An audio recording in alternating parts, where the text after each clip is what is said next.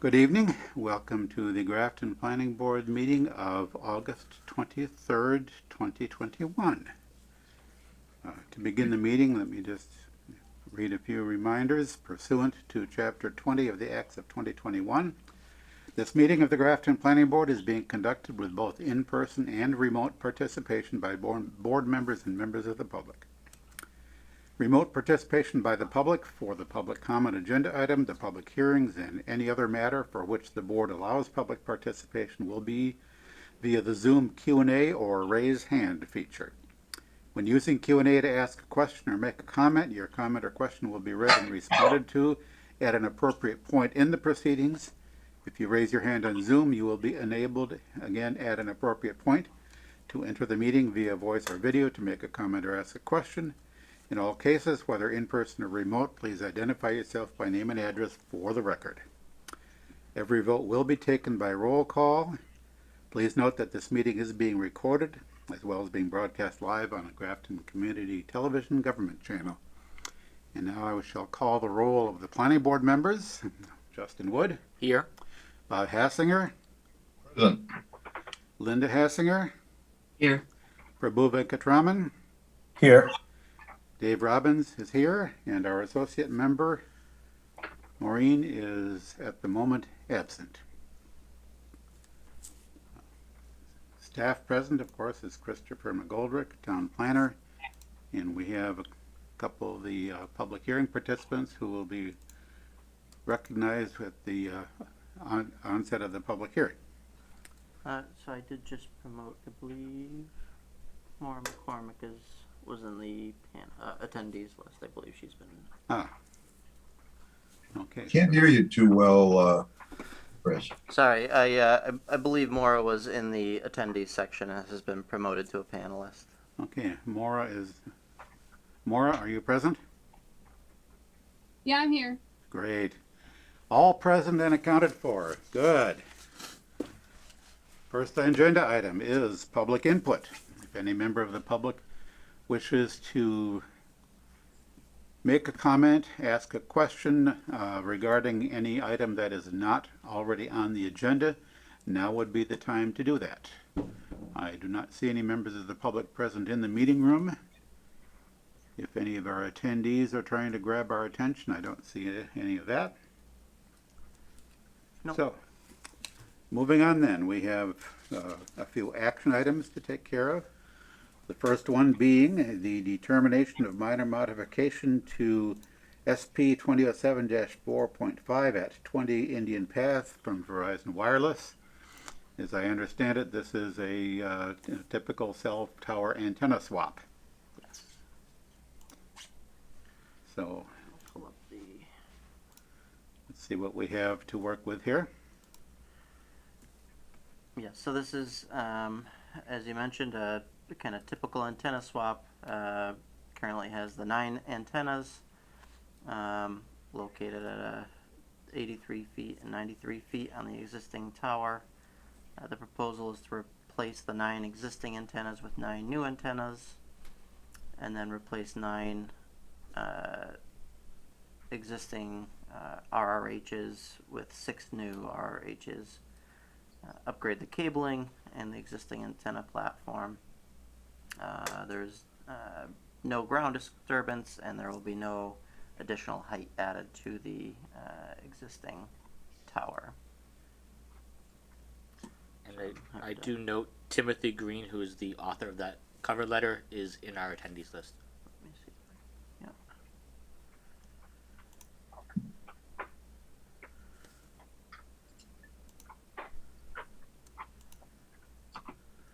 Stop the shared.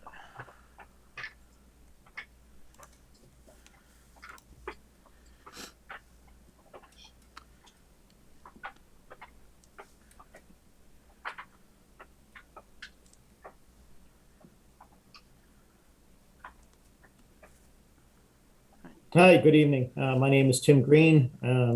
I am here on behalf of Verizon Wireless as part of this upgrade. What you just mentioned is exactly what's going on, but I am here to answer any additional questions that you may have. Okay, any questions or comments from the board? The one question I would start out with is just, are we in possession of all the appropriate documentation for this? You know, the request letter, the documentation of the, sorry, my mind escapes me. Yes, It I escapes me, but yes, we have. Yes, I believe we received all the required documentation for this application. Any other If I questions? had one question. Oh, yes. Yeah, thanks, sir.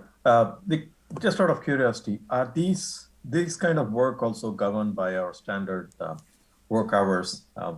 Is it between 9 to 5 or something of that kind? Yes, I mean, it really doesn't involve any noise to begin with. There's no, like I said, there's no groundwork being done. There's no jackhammering. I mean, there would be a crane out there, but it would generally go within normal working hours. It wouldn't be done at night. Thank you.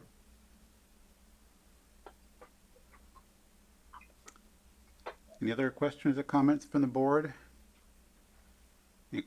No, this is not a public hearing, so I don't need to request comments from the public. I don't see anybody trying to get our attention anyway.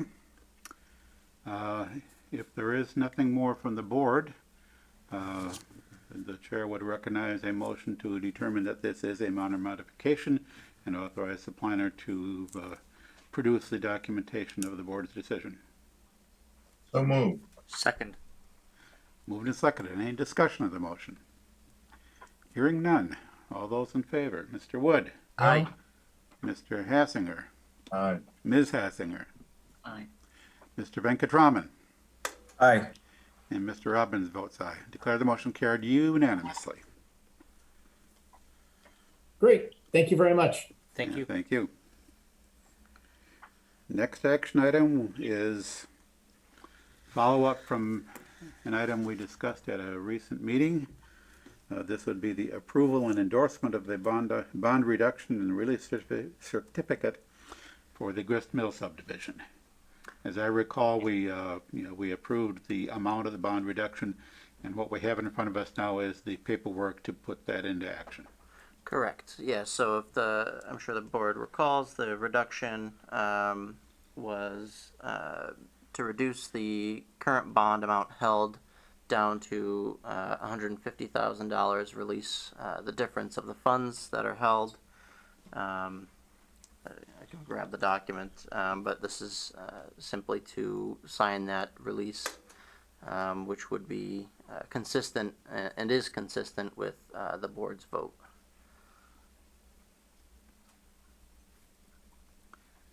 We do have Mr. Monahan on our attendees as well. We have a raised hand here from Tim Monahan.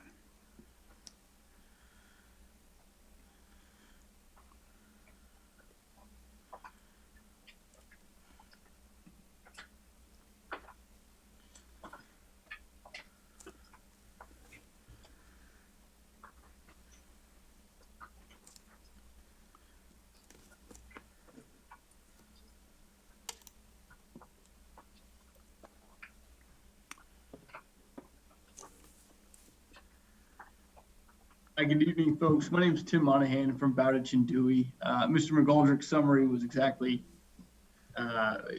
frankly, exactly correct and right on.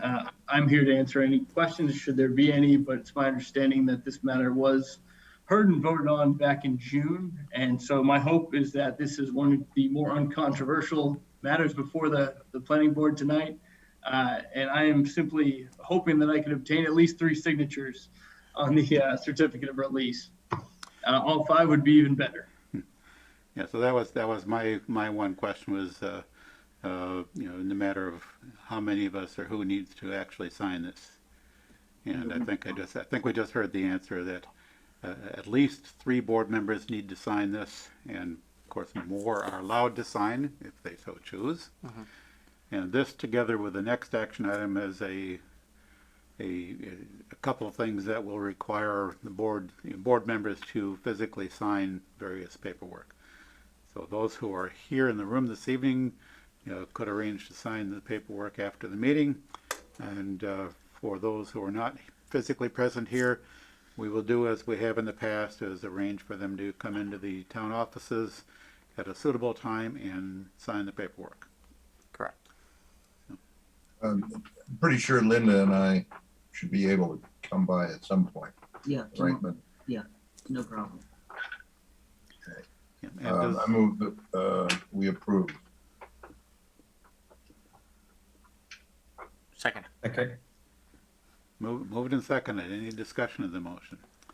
Hearing none. Mr. Wood, Aye.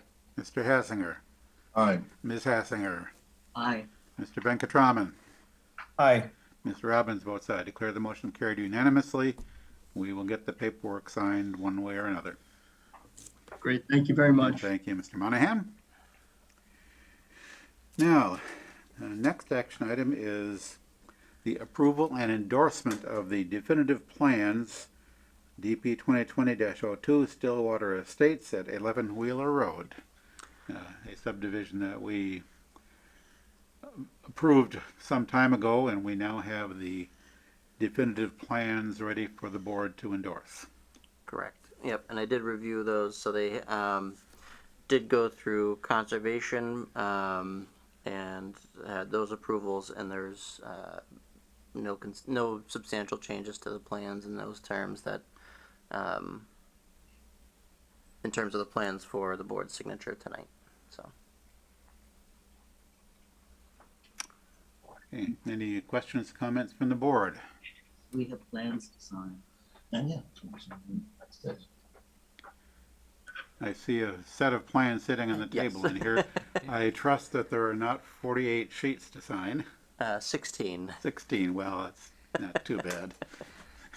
The meeting. I think the last set we signed was 40-some. Yes.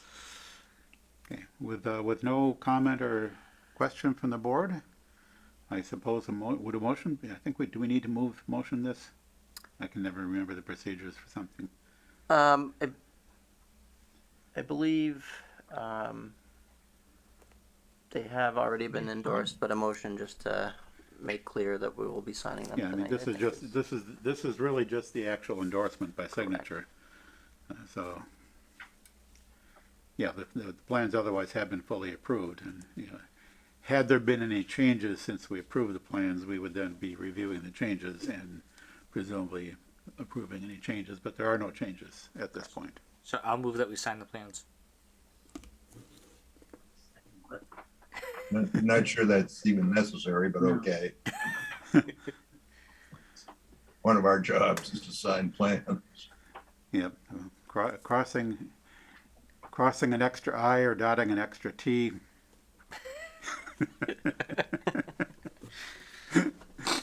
All right, was there a second to that motion? Do we really need to? I think I don't believe we do. I'd say not. I can withdraw my motion. Sufficient to say the paperwork is over there and will be made available to the members who are currently remote for them to sign. All right, our last action item, Gristmill Village streetlights. So bring us up to date on that, Chris. So this is somewhat related to the action item B that we just discussed. As the board may recall, there was some question as to clarification from the approved plans and the as-built plans for Gristmill subdivision in terms of streetlights and what was approved and what was required. I did, at the board's request, go present the case back to the select board for their input. Their recommendation was to include all 5 streetlights as presented. So that includes the 2 streetlights at each end of the cul-de-sac, the existing 2 streetlights, one at the corner of Pleasant and Gristmill, one at the intersection, if you will, of the 2 cul-de-sacs where it splits off in the Y, and then one additional streetlight in between those 2. So that is 3 additional streetlights in addition to the 2 existing and currently operating streetlights for that subdivision. And are the developers okay with that?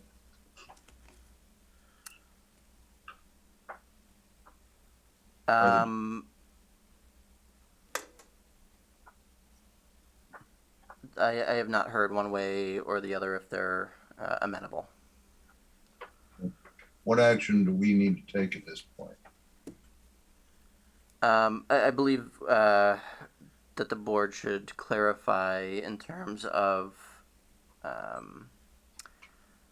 they can either invite the applicant to discuss the remaining streetlights given the select board's recommendations, or they can just clarify that their determination is that, you know, whichever configuration of streetlights that the planning board, so the planning board is the holder of the permit and the issuing authority, so it is under their purview to direct. Yeah, as I recall, the approved subdivision plan includes 4 of the 5 streetlights. The one that is, I think, not on the plan is that one in between Pleasant Street and the intersection. So Or was it the Pleasant Street one that wasn't on the plan? yeah, so the one that was not on the plan was the Pleasant Street, which was recommended at a later time by the police chief for security purposes of the intersection. Okay, so basically the lights proposed to be added are all currently shown on the approved subdivision plan. Correct. So in that sense, it doesn't require any additional action, that the installation of those streetlights is in compliance with the plan already approved by this board. Correct. And, you know, in which case it would seem like no actual action is required on the part of the board. That the next steps here is really back into the hands of the developer who was responsible for installing the streetlights. Granted that, you know, it's my recollection from recent discussions that this is slightly problematic for the developer because the streets are already in, and so this basically involves some additional work that could have been undertaken at less expense had it been done concurrently with the construction of these streets and utilities. However, the alternative was to be yard lights installed in each of the front yards of the homes, and that never got done. And that would And require- hence that's why we are here now, is that the yard lights, you know, despite the fact that this board was not in favor of the yard lights, nevertheless it was at one point agreed that the yard lights would be installed, and they never were. So either way, whether they proceeded with the yard lights or with adding the street lights, there was going to be a considerable additional expense and work. This board's preference, as noted, this board's preference was for the street lights and still is, unless this board cares to change its opinion now, and I've got no sense that this board is interested in changing that. Correct, yeah, but it just is, in terms of process, you know, we wanted to check with the select board of what their input is, to remain consistent, and unless there's any other comments by the members of the planning board, that would be my recommendation to the developer, would be to install the remaining streetlights. Yep, you know, and as, you know, again, one of the reasons we're here is that the select board sort of has the ultimate say over the location of streetlights, and a previous select board did not want all the streetlights. The current select board is quite comfortable with the proposed streetlights, and so I think we can all be happy with that, except maybe the developer has to do some more work, but there's more work to be done one way or the other to adequately light that street. Actually, I don't think what you said was quite true. Ultimately, we're the ones who approved the plan, including the streetlights. We asked the selectmen and defer to their desires as a rule, but in this situation. Yeah, but that's a small point that we're trying to clarify in the subdivision rules, is and then there may actually be some additional tinkering I might think of, but yeah, one of the points that we tried to address in the subdivision rules regulations is to clarify the relationship between the select board and this board with respect to streetlights. But that, in the meantime, what I said Yes, I was there when it was my hot idea about 20 years ago to speak up for it. Ultimately, it's um, our purview. We ask, we listen as much as we can to the selectmen. yep. So here we are. I think our position is follow the approved plan. I would not disagree with that. Do we need any motion to say that?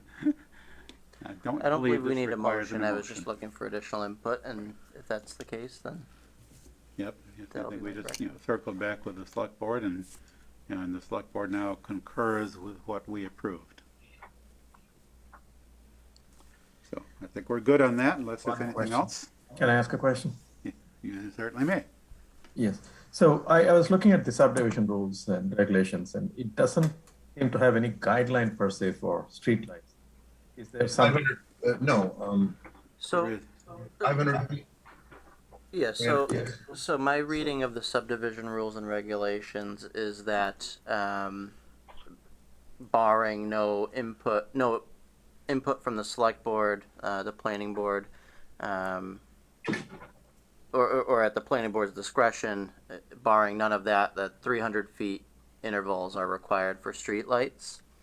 As a plan approval authority, the planning board does hold the authority to adjust the required streetlights, be it recommended by the select board or just in good practice in their determination.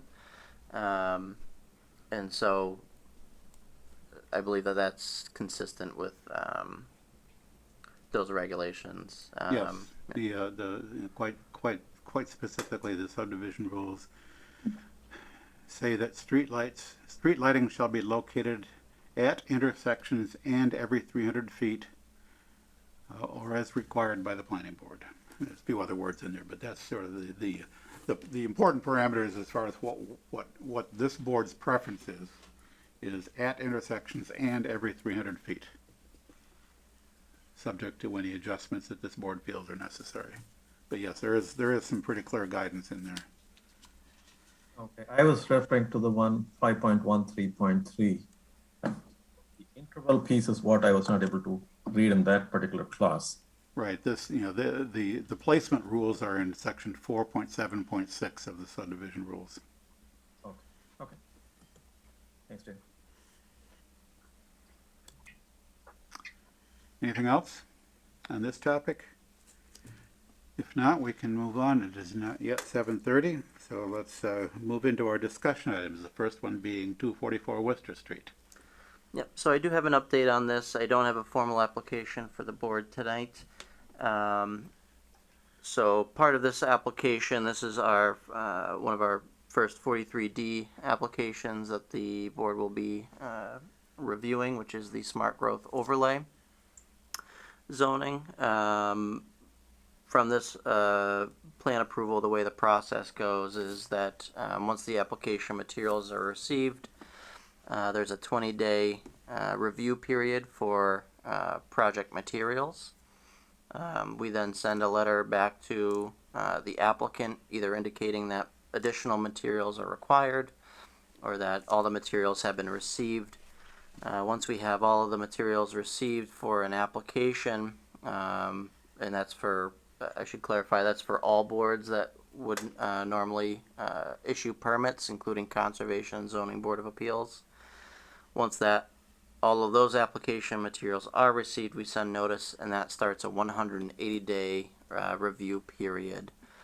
In our initial review of the 20-day review period for the materials received, all boards noted some materials that needed minor adjustments or additional materials to be received for a successful application. I have been working with the applicant on getting those materials together, and I anticipate that those will be received shortly, which will begin another 20-day review period.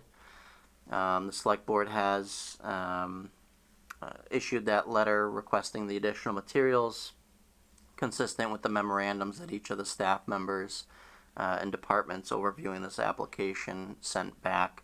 What I would ask tonight is that it's a minor formality, but each of the chairs or the boards are supposed to appoint a representative to the technical review committee. My recommendation would be staff.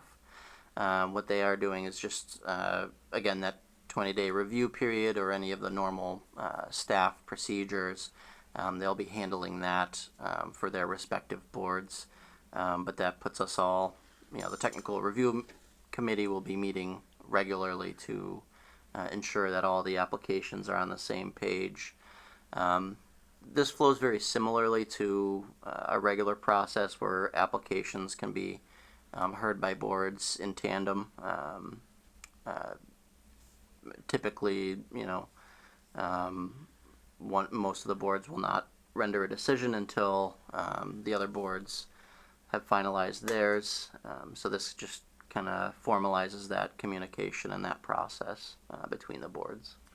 Yeah, we put this 43D in a good number of years ago. I think we added this site relatively recently, but we've had the 43D on the books for a long time.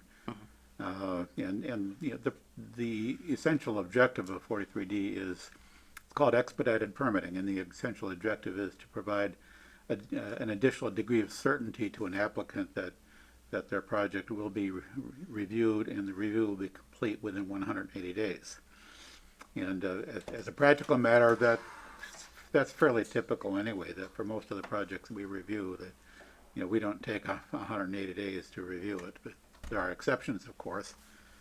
Some subdivisions tend to be more complicated, but for projects of this nature, it's not likely to be a problem. It does. The intent is to provide an additional level of certainty to the applicant.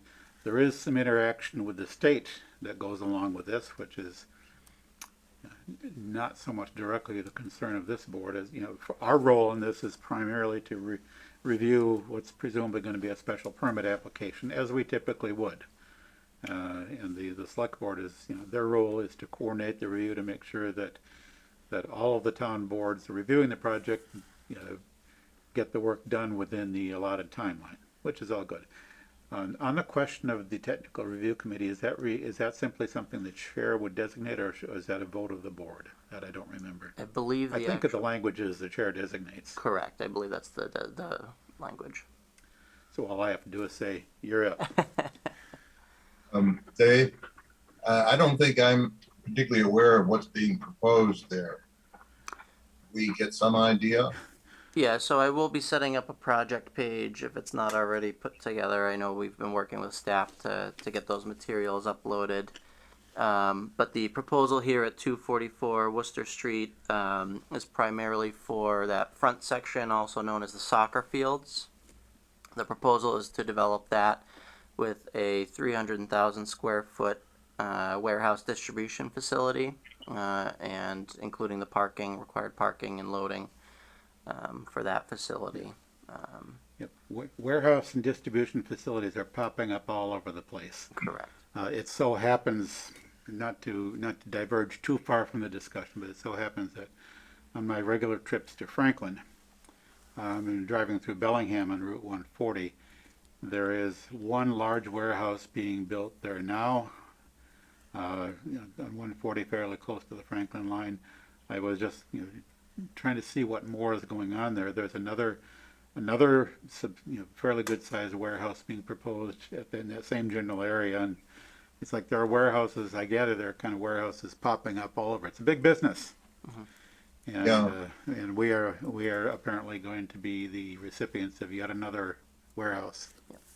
At CMRPC, there's been a lot of talk about this because we cover the whole region, and Shrewsbury has a lot of action, and there was some talk about out next to Centec parking for us. Do we have any clue as to who it would be for? No, so a tenant has not been expressed at this time. Yeah, but that apparently there's some folks are comfortable building these things sort of on spec. Because the one big warehouse that I saw the paperwork for in Bellingham was, you know, it was being developed by, you know, somebody for clients or customers or occupants unidentified. You know, one typically thinks of like an Amazon, but there are any number of others. Amazon is building warehouses all over the place, including the former Pyramid in Westboro. Yep. So yeah, and who knows? I think some of theirs though are like I think the UPS was rather specialized machinery and whatnot, so they want their building their way. So it remains to be seen any of the details of this. I mean, what I've heard tonight is as much as I've heard anywhere about this particular project. Yeah, We're definitely going to want a traffic study. yeah, and certainly there will be a formal presentation from the applicant in regards to this. They'll do. I'll leave that to them. They'll do a much better job than I will. But Yep. Okay. Anything else on this topic right at the moment? So the record of this meeting will reflect that the chair has designated Mr. McGoldrick as the board's representative on the technical review committee. thank you. And having said that, I'll be interested in how much taxes this can generate for us. yes. I mean, just, you know, broadly speaking. Yep. Well, it will be interesting to see how this develops. Alrighty, the time is now just past 7:30, so I think it would be appropriate to begin our first public hearing, which is a request for modification of a special permit 2017-5.4 and site plan approval at 8 Millennium Drive. And this is being a new public hearing. I think the clerk would be reading the legal notice. Yes. The Grafton Planning Board will hold a public hearing on Monday, August 23rd at 2021, commencing at 7:30 p.m. in Conference Room A of the Grafton Memorial Municipal Center, 30 Providence Road, to consider an application for modification of a special permit to reflect a change of ownership and control, and for a fourth one-year extension of an approval with conditions granted on September 6, 2017, on property located at 8 Millennium Drive and shown on Grafton Assessor's Map 5, Lot IJ, or is that 1J? 1J. Said property is located in an office light industrial OLI zoning district. The applicant is Nature's Remedy of Massachusetts Inc. and Juicy Mass Inc. The owner is Valiant Enterprises LLC. I have to read the rest. The copies are available. Copies of the application are available for public inspection at the planning department during regular business hours or on the Town of Grafton website at www.grafton.mass.gov on the planning department development page, project's webpage. This will be a hybrid meeting conducted in person and by remote participation. Good. All right, and we have here with us, representing the applicant is Bob Carr, if I remember the name correctly. Yes, Mr. Chairman, thank you. And Bob is with Nature's Remedy. We have Matt Leith with Jushi Holdings, and we have Joshua Lee Smith, the attorney representing the applicant. Yeah, well, I'll turn it over to Josh Smith and let him give the introduction to this. He's pretty much got it down pat. Yes, I've been watching the select board meetings, and we've seen lots of Josh lately. Okay. And it's good to see you again, Josh. Yeah, I apologize for not being able to attend in person. First of all, as I always do when I'm doing these remotely, can everyone hear me okay? Yes. Yes. Okay, because there was a notice that popped up saying that I had somewhat of an unstable connection, but greetings from Brewster.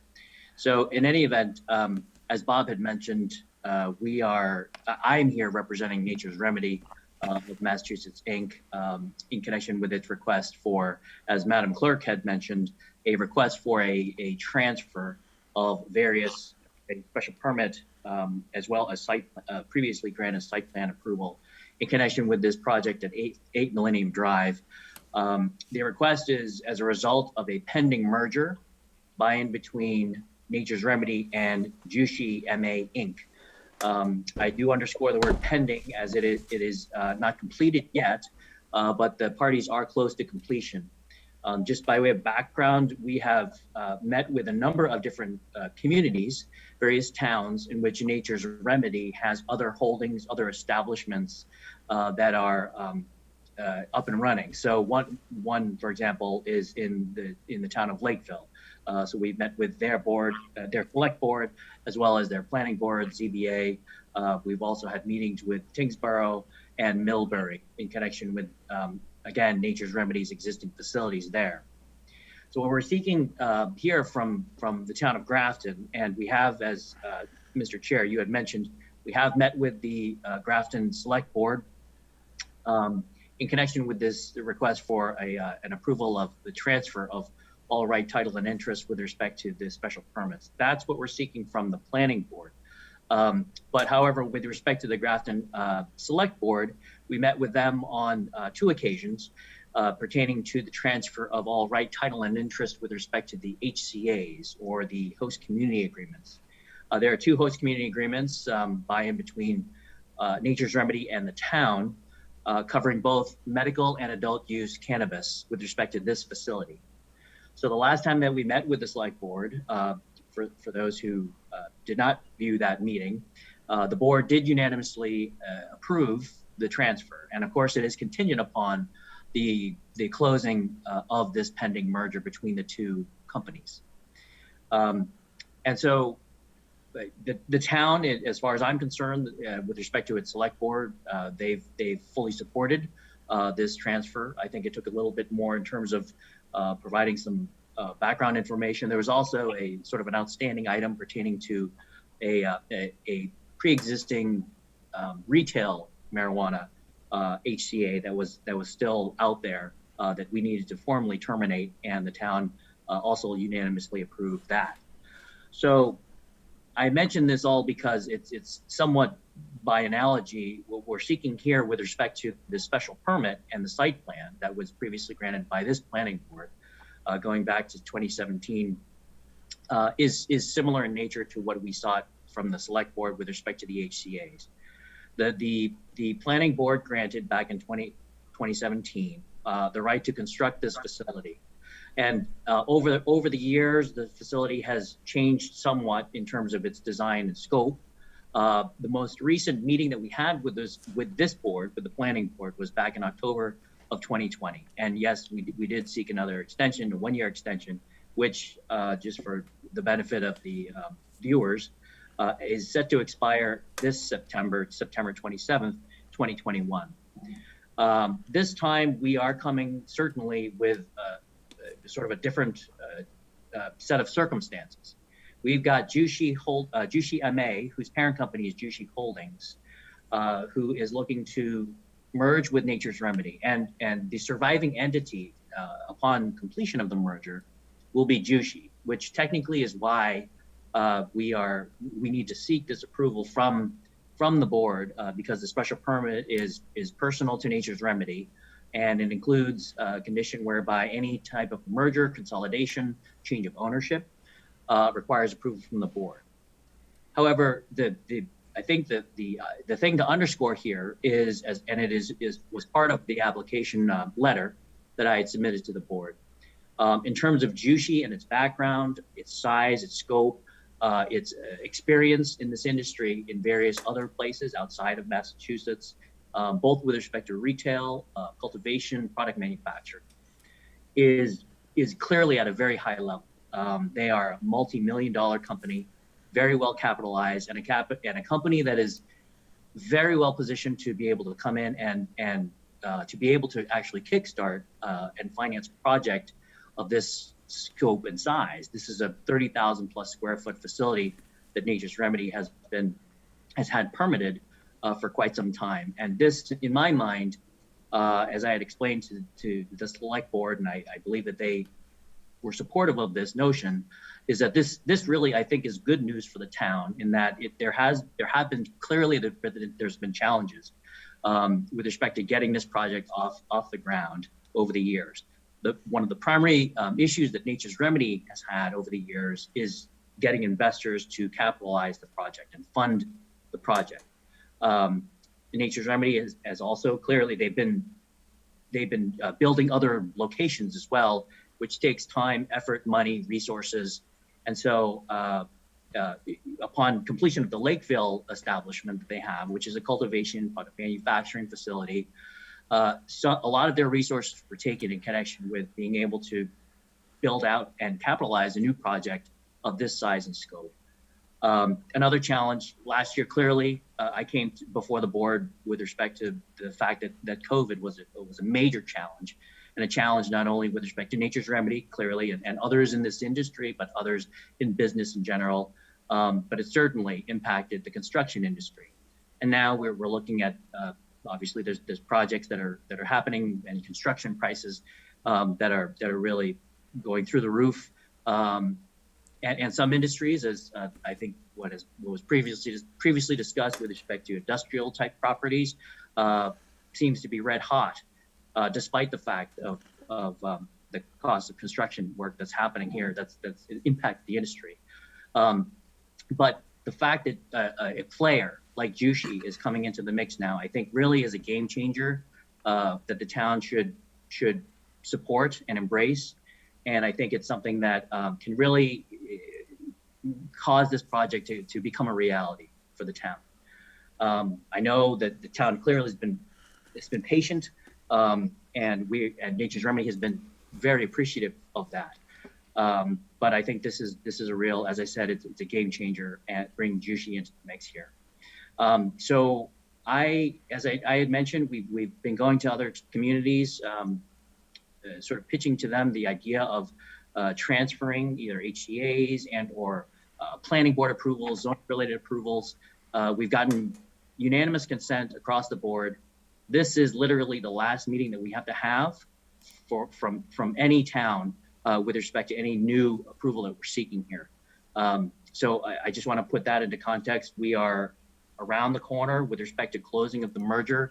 And so clearly there is a lot riding on this. I'm glad that we had that second meeting with the select board, because I think it cleared some questions that were raised in the initial meeting. And I'm hopeful that this board will embrace this idea of having a new player, a well-funded company, a good corporate citizen like Jushi to come here. And there are representatives from Jushi here tonight. If you have any direct questions with respect to their business and their intent and what they're all about. But that's pretty much what I wanted to say in terms of my formal remarks. And with that, I'll open it up to the board with any questions you may have. Yeah, Bob or Matt, did you have anything you wanted to add at this point? No, I think Josh did a great job in really summing up everything and where Nature's Remedy, has grown and we've done. We're discouraged that we have not been able to do what we thought we could do here in Grafton, because it's been a long time and we've had a lot of discussions, and the fact that me every time I come in here by my first name, is important to me, because it's I take it personally. But with regard to Nature's Remedy, this is just the next step for Nature's Remedy to grow and to be more than it is right now. And with a company like Jushi, where they've got a lot of talent and they've got funding, where we're still a federally illegal business, and so banking is non-existent. And we have to go out and find and fundraise, and it's just the things we're good at. We're okay with it, but it's just a really hard endeavor where Jushi's a public company, so they have they are well funded as we speak right now. They're sitting on quite a bit of cash, which they can grow and they can expand and they can do what potentially needs to be done here in Grafton. So that's what it is. Projects almost invariably take longer and are more complicated than you expect them to be at the outset. Indeed. That's life. Okay. Anything else from the applicants? If not, any questions or comments from the board? I see Bob's hand. I'll let him go first. Let me go first. Thank you. I have a couple things on this. First of all, one of the comments in our file is from Colleen Roy asking or suggesting that the transfer of the HCA, I think she's saying, should be completed before we do any transferring of a special permit. And that's a point for us to figure out as to how that goes. The other thing is, though, you mentioned, Joshua, I think, mentioned an extension last fall. If I understand everything I remember and what I read, there have been at least 2 extensions, and depending on how you read it, it's actually maybe 3 extensions. There have already been at least 2 extensions. I think I was clear before, and on record, I've always been very clear that I do not favor indefinitely extending special permits by minor modification. At some point, it should go back to being a full hearing. Things change, the members change. So I think I was clear. That was the last extension, as far as I was concerned.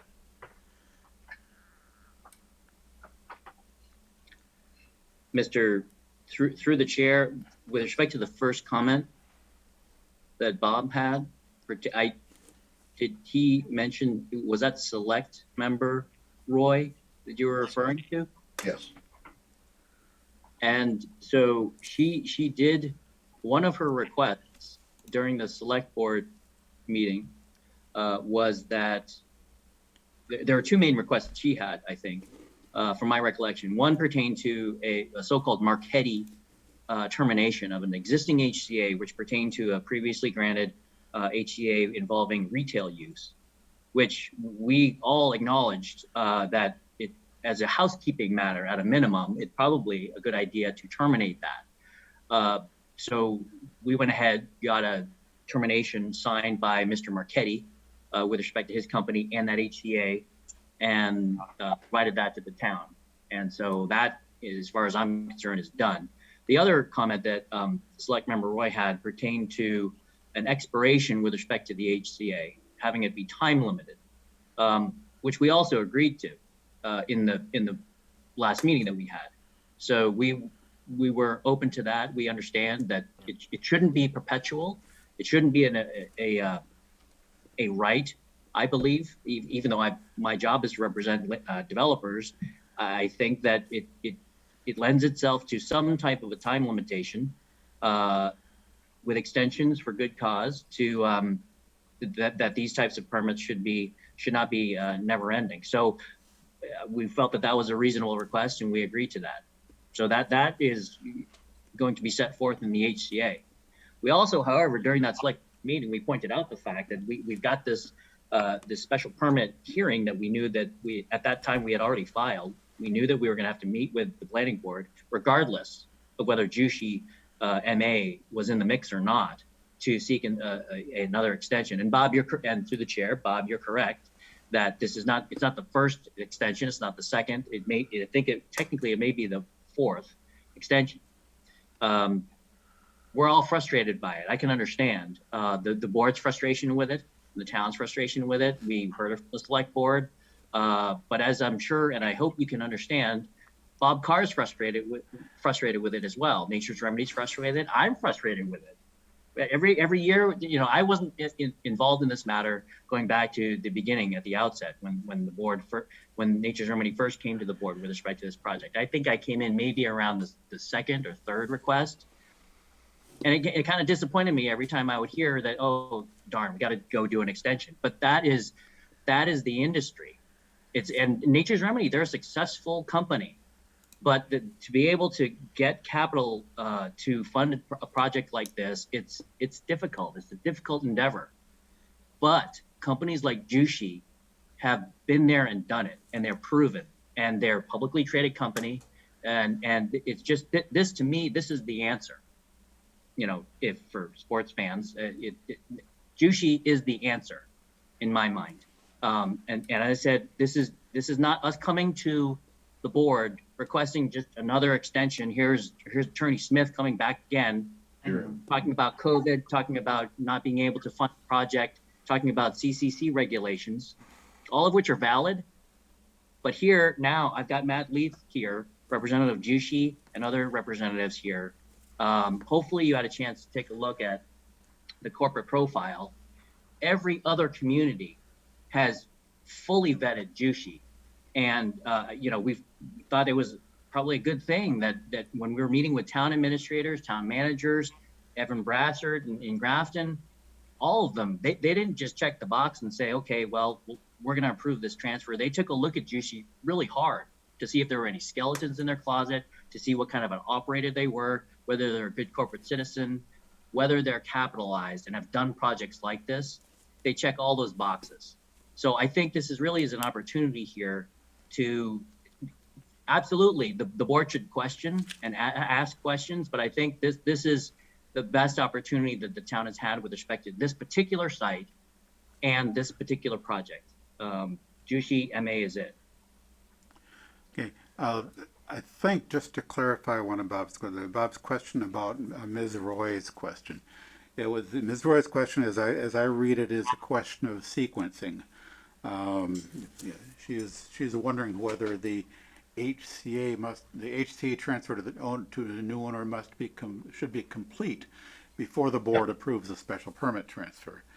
So there's sort of an implied, she's wondering if there's an implied order in which things have to be done. And my understanding is no, that both the HCA transfer and the special permit transfer are essentially prerequisites to completing the merger. Am I correct in that, Attorney Smith? You're absolutely correct, Mr. Chair. This is not a chicken and an egg situation. It is absolute contingency for the merger to close that all of these permits, not only the local permits, but clearly the CCC related state level permits need to be in place in hand. Otherwise, Jushi's not going to invest the millions of dollars in this merger. So you're absolutely correct, Mr. Chair. Right. So if this board were to approve the extension and the transfer, and in particular with respect to the transfer, that approval would be conditional on the completion of the merger, in the sense that that the new owner would not exist until the merger is consummated. That's correct. But, that would, go ahead. I would like to actually see the executed HCA with these provisions that you talked about with time limits. I'd like to see what actually ends up on paper and signed, so I understand. And say I only have so much patience, and we've waited 4 years. So I think procedurally, I would prefer for us to see the actual signed HCA with that provision in it, and be able to read what that provision says before I vote in favor here. But my other point is too many extensions. We ought to do it as a full hearing. all right. Any other comments, questions from the board? Do you have anything else, Bob Hassinger? Okay, Justin, you had something? Chris, what is speaking? Go ahead. So I just wanted to clarify that this is being heard as a public hearing. This is not a minor modification. It is or it isn't. It is, yeah. So that was my recommendation, was to put this as a full hearing, especially given the fact that more so for the name change, since we would be changing the actual language in the decision, that would require it to be re-recorded with the Registry of Deeds. So this is a full public hearing. Right. With notices to the abutters and all of that. Correct. So, yeah. Now, when can we count on you starting to build. I'm sorry? When, I suspect Bob's question is the one that was probably in all of our minds, is that granting an extension is sort of, we want some assurance that something will happen, that there's a reasonable expectation, understanding that, unforeseen circumstances arise and, things happen, but that we can be convinced that the applicant has every intention to proceed with the project. Yeah, I believe that that is their intent. I do, as I had mentioned, there are representatives from Jushi here this evening. Matt is raising his hand, so Yep. Matt, I'll give the mic to you. Thank you, Josh, and thank you everyone for holding this meeting. And I am a Floridian, so I was watching Henry very closely over the weekend, hoping that it did not disrupt tonight's meeting. So I'm very thankful that the board did hold the meeting tonight, and I'm thankful that at least reports I'm seeing online, damage was not too severe out there in Grafton. So with that, to answer the question at hand here, which is what is Jushi's plans here with respect to the property? Our plans are to commence construction within the next year. We have set forth an internal timeline. It is preliminary on the basis of Jushi does have its own team internally and externally of construction and design and operational experts. We've looked at the preliminary plans that Nature's Remedy put together a couple years ago, revised, I think, to some extent last year. And given it's a greenhouse design, and then there's some other elements too that we question is whether or not it's sort of best industry practices at this point, and what we believe kind of fits into the most efficient, manufacturing and cultivation mold. There will be some redesigning that we'll have to do. So we're looking at roughly approximately a 6-month time frame to redesign to the extent that we believe it's a world-class facility. And then from there, we've built timelines from procuring building permits, going through necessary local and state approvals for the facility alterations of plans. And we firmly believe we will commence construction prior to September 27th, 2022. Yeah, I will note just as a follow-up to your statement that you expect some redesign of the facility, that some of that redesign may require a modification of the special, may have to come back to this board for review. I'm sure you'll, if you haven't already sort of anticipated that, you will as you progress through. Again, this is all conditioned upon the merger actually being completed, as I think we all understand. But that as part of your, any redesign process, you may find yourselves back before this board with the either a minor modification or a public hearing for a more significant modification, depending on the nature of the modification. That remains to be seen. But enough said on my part right at the moment. You had still something, Justin? Yeah, so just a very brief point first is that Colleen Roy's comment was dated July 27th, so it's before the applicant here had appeared before the select board this month. So that just sets a timeline in place that she hadn't discussed her concerns with the applicant directly before submitting that comment with us. Now, I thought it was after the first conversation, before the second. Okay, I don't know. All I know is what I see on the internet. Yep. Thank you for clarifying that.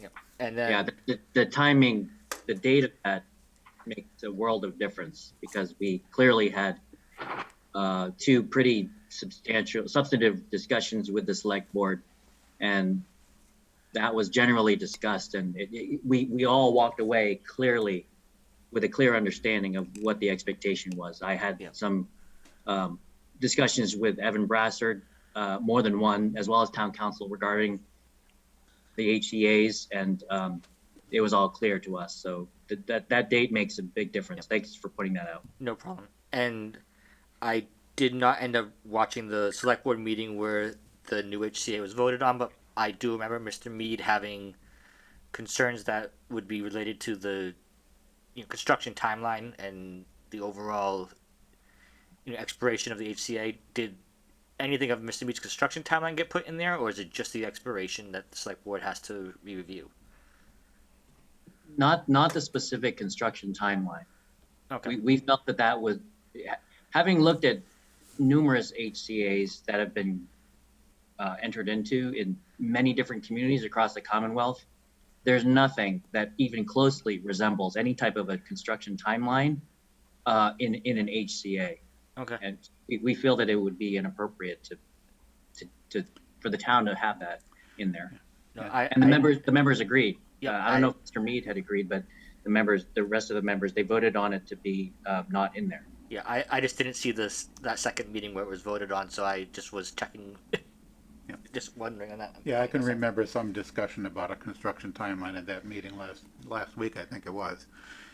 And then, And the conclusion was it's kind of it's kind of hard to put a construction timeline, particularly in an HCA, because of the vagaries of the time it takes to close the merger, the time it takes to do any design, financing, the whole 9 yards. It's just they did, as I recall, there was something along the lines of an annual once a year sort of review of there's something like that. I don't remember the exact word. And that gets that aspect of it gets back to Bob Hassinger's interest in including the revised HCA in some form in the record for this for this hearing. And on that sort of I'm now anticipating how we're going to be moving forward.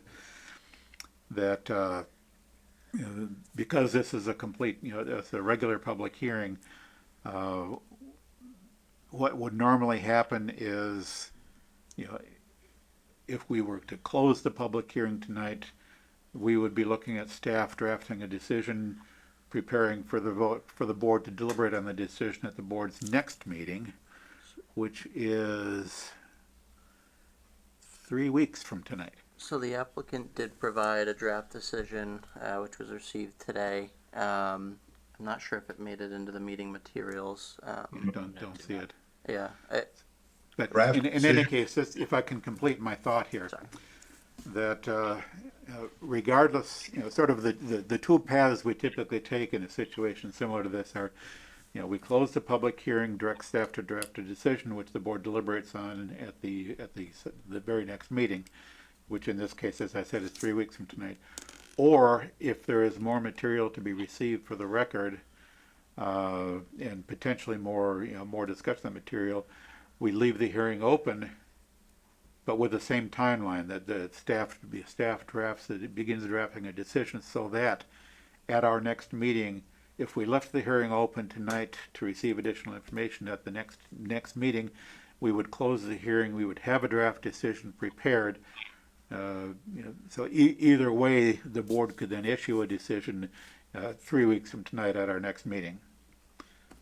And as I said, if there's material to be received for the record that we don't already have in hand, or in this case we have it in hand but not posted for the board to read, that leaves us time to collect additional information for the record.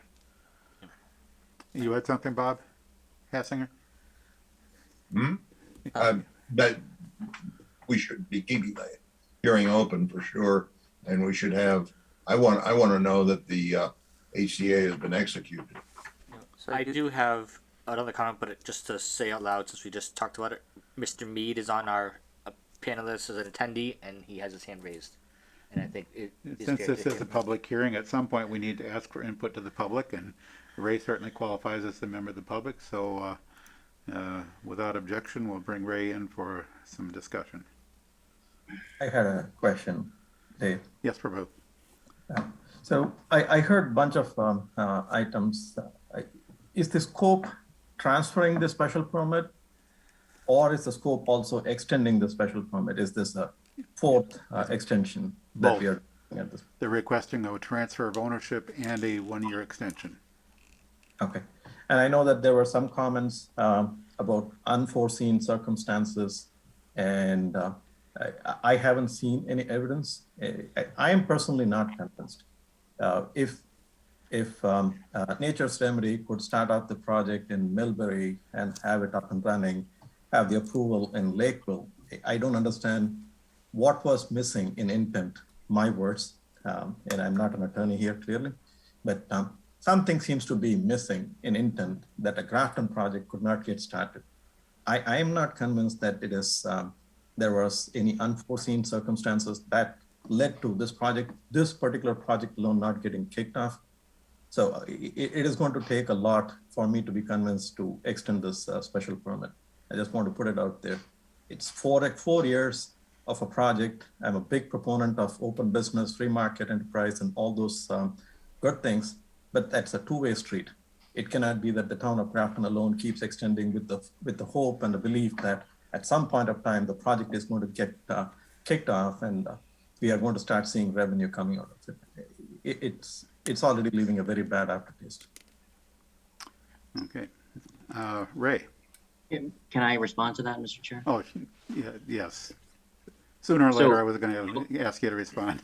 What was missing, and clearly is distinguishable between what we're proposing tonight and the circumstances of this evening, as compared to the previous extensions, and I share your frustration with respect to those previous extension requests that have been granted, is that it was the funding. You make reference to Millbury and Lakeville. First of all, Millbury was it's a retail facility, number one. The Lakeville facility was a pre-existing building, so it was essentially a renovation project. In Tingsboro, again, that's a retail facility. This is a different animal. This is a 30,000 plus square foot from the ground up construction project. And construction projects are complex enough as it is, let alone the fact that it's a CCC regulated project and a project that is challenging with respect to being able to get funding. So now we have funding. I don't know. Different owner, different operator is coming into the mix. So that is, I couldn't give you a more different scenario here than the fact that Jushi MA is coming to the town. We were hopeful that the town would open that idea with open arms. This is different. This is clearly different. So thank you, Mr. Smith. Then should it be Jushi Holdings who should have come in and approached the town 4 years ago of Nature's Remedy? You see, this is the point I don't get, right? I have run construction projects in the past. I don't think this is a CCC regulated project. CCC is only regulating the approval. It is your intent, your client's intent to put in the money. What they have done I don't see the difference between a retail project and a non-retail project. But if you had the intent, and this is me talking as an individual, right? If your client had the intent, would have put the money in this project and kicked off the project. We have other entities in town. I'm not supporting this overall collectively, but there are other entities who put money where their mouth is, and then they started up the project. What is missing in this project? That is the part that maybe it should never been Nature's Remedy who should have come in first for an approval. Maybe it should have been Jushi Holdings who should have come in first because they have a multi-million-dollar bank account that they can open up and start up a project. Jushi, if we go back in time, 4 years ago, Jushi was in a different place, and it took an entrepreneurial startup like Nature's Remedy to go out and seek all the permits, which is with the environment, as I'm sure many of you recall, it wasn't that long ago, but marijuana in general was a beast to get past, to get through with respect to whether it was retail, cultivation, product manufacturing.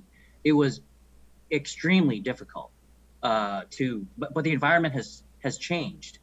It took that's not a realistic scenario that you just described, that Jushi 4 years ago that Nature's Remedy could have approached Jushi back then. Nature's Remedy didn't have anything back then. It took the sweat equity of Nature's Remedy to seek all of these permits and approvals and then build up slowly. and there's only there's a finite number of dollars in the door that Nature's Remedy has and investors that they have to be able to build these things.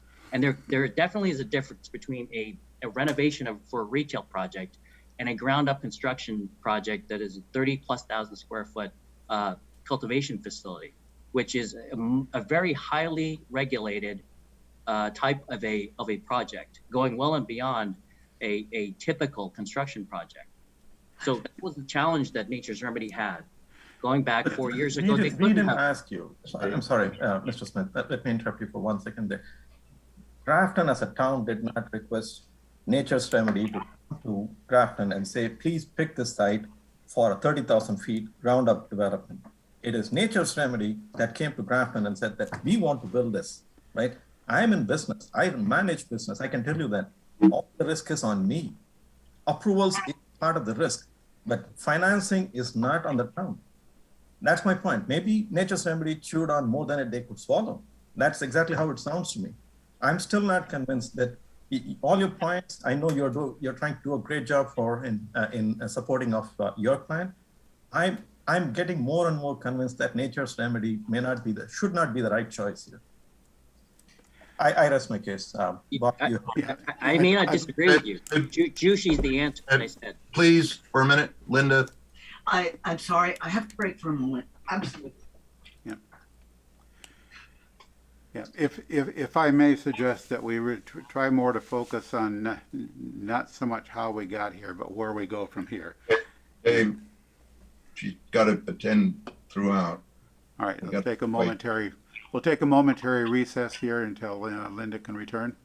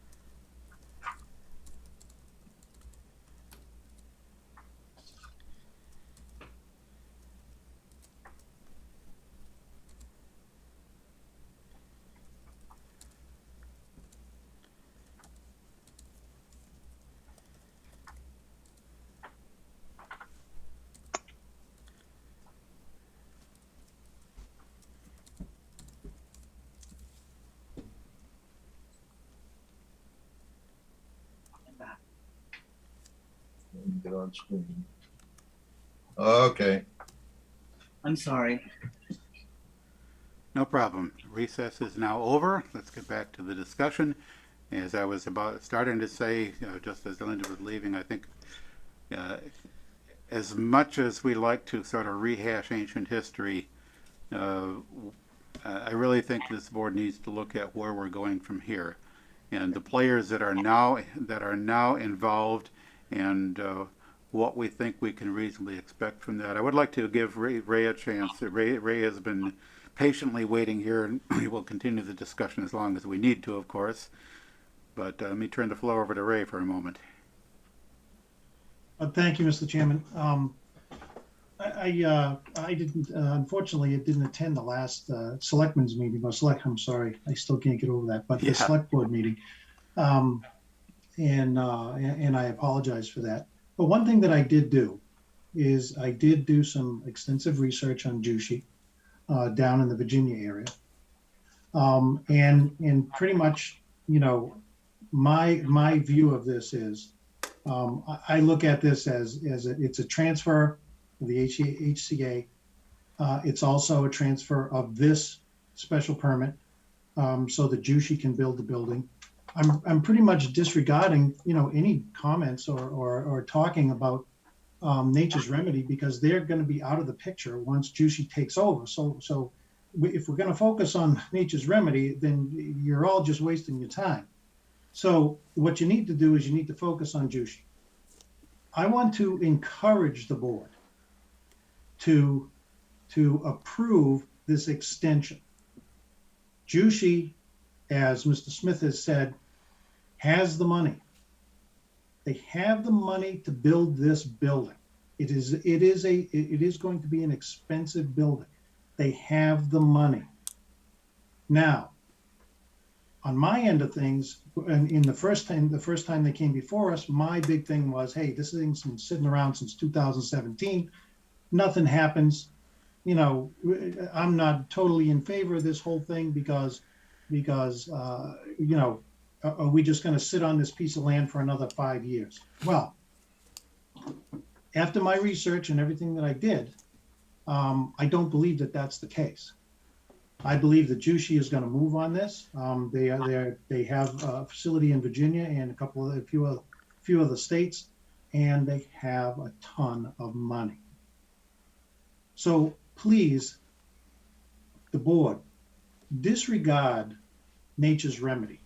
Nature's Remedy is going to be out of this whole thing, and Jushi is going to be the partner. So you approve this extension, you know, with the stipulation that the HCA gets transferred, and then the whole thing transfers, and we move on, and hopefully within 12 months, as I was told, we'll be building a building over there, over on Centennial Drive, and we can welcome a new business to town. I encourage the board to approve this with the stipulation of once the HCA is approved, then the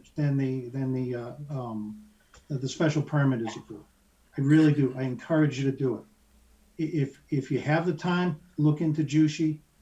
They're a great company. They're run by great people, and they deserve to have this transfer. Thank you, Mr. Chairman. Thank you, Ray. And let me just sort of follow that up by suggesting that because there is a new player in this, Jushi, that you know, we if nothing else, I would very much want to give them the benefit of the doubt. A year from now, if nothing's happened, you know, even with Jushi and you know, the resources that Jushi brings to the picture, if no forward movement takes place within a year with the new player, a new player who, as far as we can tell, you know, and Ray has, you know, testified to this, that you know from Ray's kind of a skeptical point of view here too, and I think Ray knows what he's talking about. But I think my position would be that with the new player in the game, the player appears to have the potential to see this project through to completion. And given that, I'm more than willing to give them a year to prove themselves. Not that the facility would necessarily be, not that I can be 100% certain the facility will be open within a year, but if the facility is at least under construction a year from now, you know, again, barring unforeseen circumstances, to show that this new player has the ability to follow through and make it happen, you know, I'm certainly willing to give them the chance. You know, I think there's, you know, it's a good point, Ray, that, you know, yeah, we've, you know, Nature's Remedy has been here for 4 years, and for a variety of reasons, generally speaking, which I think I quite understand and sort of reluctantly agree with, they've not been able to get this project, you know, to put a shovel in the ground as of yet. But I think we have the prospect now of seeing a shovel in the ground within a year. Linda. I think I'm going to kind of echo a little bit what Ray said, but a little different point of view is, if we don't approve this, we have to go through, we lose, basically. We have at least a possibility that there will be a project happening. If we don't, there's not going to be a project at all. And I think it's better to take the chance that with that year, that in fact, Jushi will, I don't know the company. I did not explore what their background is, but I think to not give that one more year with, why did you mute me? I did. No. You can't mute me that easily. Anyway, I think that it would be foolish on the board's part to not go that one more year to go through this process and let the company sort it out. we've seen that a lot of cannabis companies are having a tough time getting funding for various reasons. And getting investors, you know, it's still a risky business, quite truthfully. It's you know, it's an unknown. So I just think we're better off taking what we have, giving it one more year. We've already given it 4, and seeing what happens. I know that's not popular. Well, no, I don't. I'm mostly worried about the way it moves forward process. Not, I don't see anything where no, your special permit is dead and you're not going to get another one or any of that. I'm talking about how we move forward.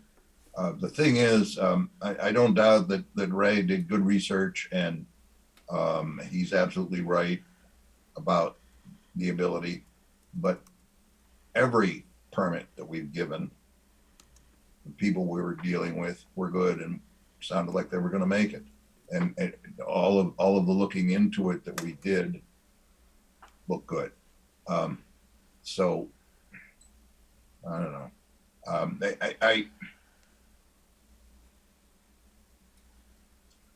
I'd like us to separate the vote on minor modification from the vote on whatever else we do. That it is deciding that it is a minor modification. Correct me if I'm wrong, but this was not presented to us as a minor modification, was it? This is a full modification with the associated public hearing, Yeah. not a minor modification. Okay. Mr. Chair, if I may, just with Yes. respect to the procedure going forward, with respect to whatever vote the board may be looking to take with respect to this matter, I do want to impress upon the board that this is a time-sensitive matter. This is a little unique in that it is in connection with a merger, and there's just a mountain of work behind and in connection with the merger, completely separate and apart from the specific votes that we're seeking tonight from this particular board. The merger is, as I had mentioned in my opening remarks, is literally right around the corner. And fortunately, for the parties involved, they were able to get state level approval from the CCC with respect to the change of ownership application that was submitted. I think the CCC did the parties well insofar as being able to turn that approval around in pretty quick time. So then we were left with getting approvals from the various communities. And again, I appreciate Ray Mead's comments with respect to his position on this. I think Ray would not disagree that when we first met with the select board, I think when we walked away, we were thinking, okay, we need to convince Ray here because he was the naysayer.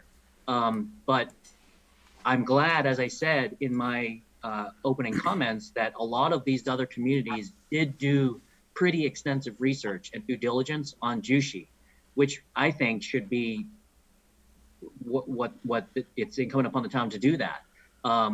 And this includes your town administrator, I know, as well as other select board members I know did research on Jushi. They're a publicly traded company, so the information on them is readily available. We did submit a corporate company profile that sets forth financial information as well as operational types of information pertaining to Jushi. And if you didn't personally get a chance to take a deeper look into Jushi itself, we can tell you unequivocally that we convinced every other select board involved in this, including this town, as well as other planning boards and ZBAs, that not all of them, every single member necessarily did research on Jushi, but that they clearly passed the test with respect to Jushi, its character, its experience, its funding, and its capital ability to be able to, what I think this board probably first and foremost cares most about, if not near the top of its list, is whether or not this could potentially become a reality and have shovels in the ground. And all of that, as Ray said, very simply, follow the money. The Jushi is a known quantity with funding behind it. That is the only piece, the main piece that was missing. If they had the funds that Jushi has, Nature's Remedy, if they had the funds that Jushi has 4 years ago, this project would have happened.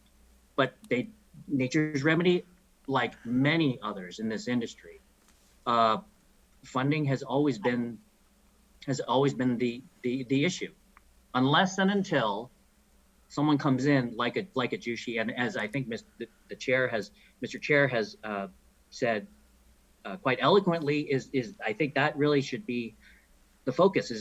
Don't look back in the past with respect to what Nature's Remedy did or did not do, where they may have had establishments, and what's the explanation as to why they could build those but not here. It was because of the money, and now someone else is coming in. It's not going to be Nature's Remedy anymore. That's what you're approving. It's going to be a new owner, and I agree with Member Hasinger about this with Madam Clerk, with respect to the fact that by voting to approve now, you're giving at least the chance that this will you'll see shovels in the ground. By over-conditioning this, or clearly by denying it, you're guaranteeing that land, you're going to have to hit the reset button, the town will, with respect to either getting another cannabis operator in there or some other entity in there that you may not know of, that may not be as fully funded as a Jushi Holdings, 200 million plus annually per year. I think it's a good story for the town. And having lived in the town, I know the town. I know a lot of, not just the members. I do business, obviously, in the town with respect to representing developers, but I know the citizenry of the town as well. There's been some frustrations in various, especially commercial pockets of the town, and I think this is a good story for the town. And I think the select board, the select members all agree. Give it a chance. It's a new owner. It's not Nature's Remedy anymore. Go be upset at Nature's Remedy all you want. And I'm saying that as their lawyer. Jushi is a different entity. They are a different operator, and they've got the money. Yeah, I think at this point we're beginning to spin our wheels and going over the same discussion over and over again.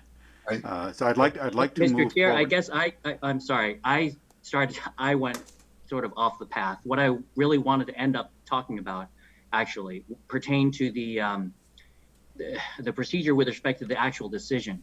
So with respect to the merger, it's imminent that this is going to happen. Of course, subject to everything getting approved at the local level. And lastly, with respect to this one board, we've gotten approvals everywhere else, every single other board.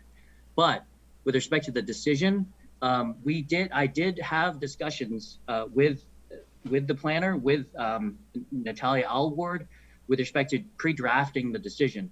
Unfortunately, Natalia has been out sick in at least the past week, so I was not able to get what we're trying to simplify the decision and frankly assist Chris with respect to the drafting of the decision.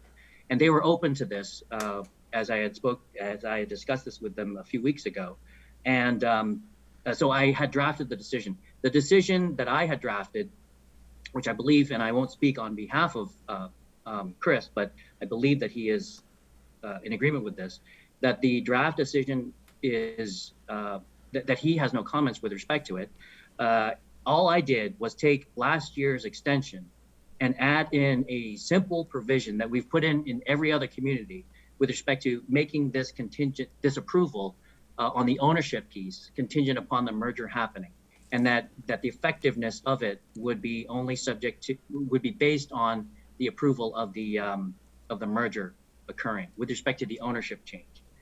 And so aside from that insertion, everything else with respect to the form of the decision, and unfortunately we have a lot of extensions to work with. They all look almost identical. This is an identical form with that one exception, adding in the ownership change. And that's what I provided to Natalia, not knowing actually that she was ill. And unfortunately, it sounds like it didn't get to the board before this meeting. But it is identical, and I'll leave it to Chris to speak on with respect to that. It is otherwise identical with respect to form that the other extensions, the other 3 extensions that we had, we utilize a similar form. So what I'm respectfully requesting is that if the board is amenable to approving the ownership change and the extension of the special permit this evening, that they could also, and this, as I had discussed with Natalia a while ago, it was her understanding that this could clearly be on the agenda, that the board would have the authority to do this, that you could approve the decision as written tonight so that we don't have to continue another 3 weeks and not know whether we're even going to be approved still, and then wait another 20 days for an appeal period to pass. I respectfully request that if the board could, if they're amenable to approving the ownership change and the extension, that the decision as presented could be also approved. Okay, I think we can certainly take that, we can talk about that. Before we do, I would just like to reiterate that, I would strongly encourage the board to approve both the change in ownership and extension under appropriate conditions. We have essentially a new applicant here. And I think it's certainly reasonable for us to give them a year to prove themselves.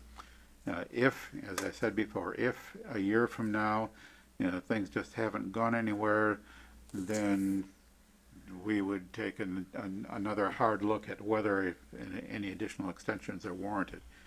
But given the new player here, which at least on paper and from testimony appears to be a strong prospect for seeing this project through to get shovels in the ground, I don't think it would be fair not to give them a year to prove themselves. Justin? Sure. So the few comments I have left for the night is just in response to Bob Hassinger that he wanted to see the HCA.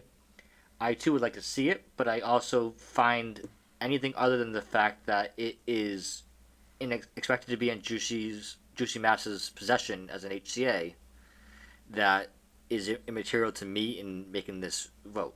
I think the fact that we have the ability to approve extensions, I don't need to know how the HCA extends other than to know that they can't do anything with this property without an HCA. So that's, for me personally, I don't think I need to see that in the record to vote on this. And then as far as myself as well, if the board does not choose to take action on this item tonight, I am willing to hold a special meeting even next week or something that we can do. Yeah, that gets into the question of timing. Yes.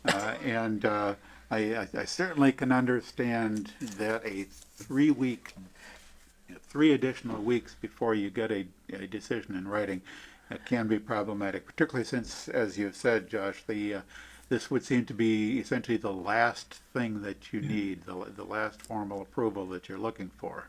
Am I correct on that? That's correct, Mr. Chair. So you saved the best for last. Not to put any pressure on any of you. You saved the best for last, but given that... Best for last. It was the best for last, yes.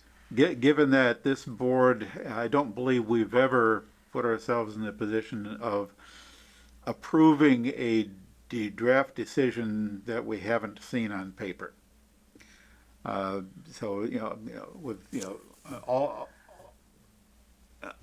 As much as I would expect that what you've discussed, Mr. Smith, in terms of a draft decision, when we see it in writing, there will be no surprises. It will look pretty routine. but I don't think that all of us would be in favor of approving a decision sight unseen.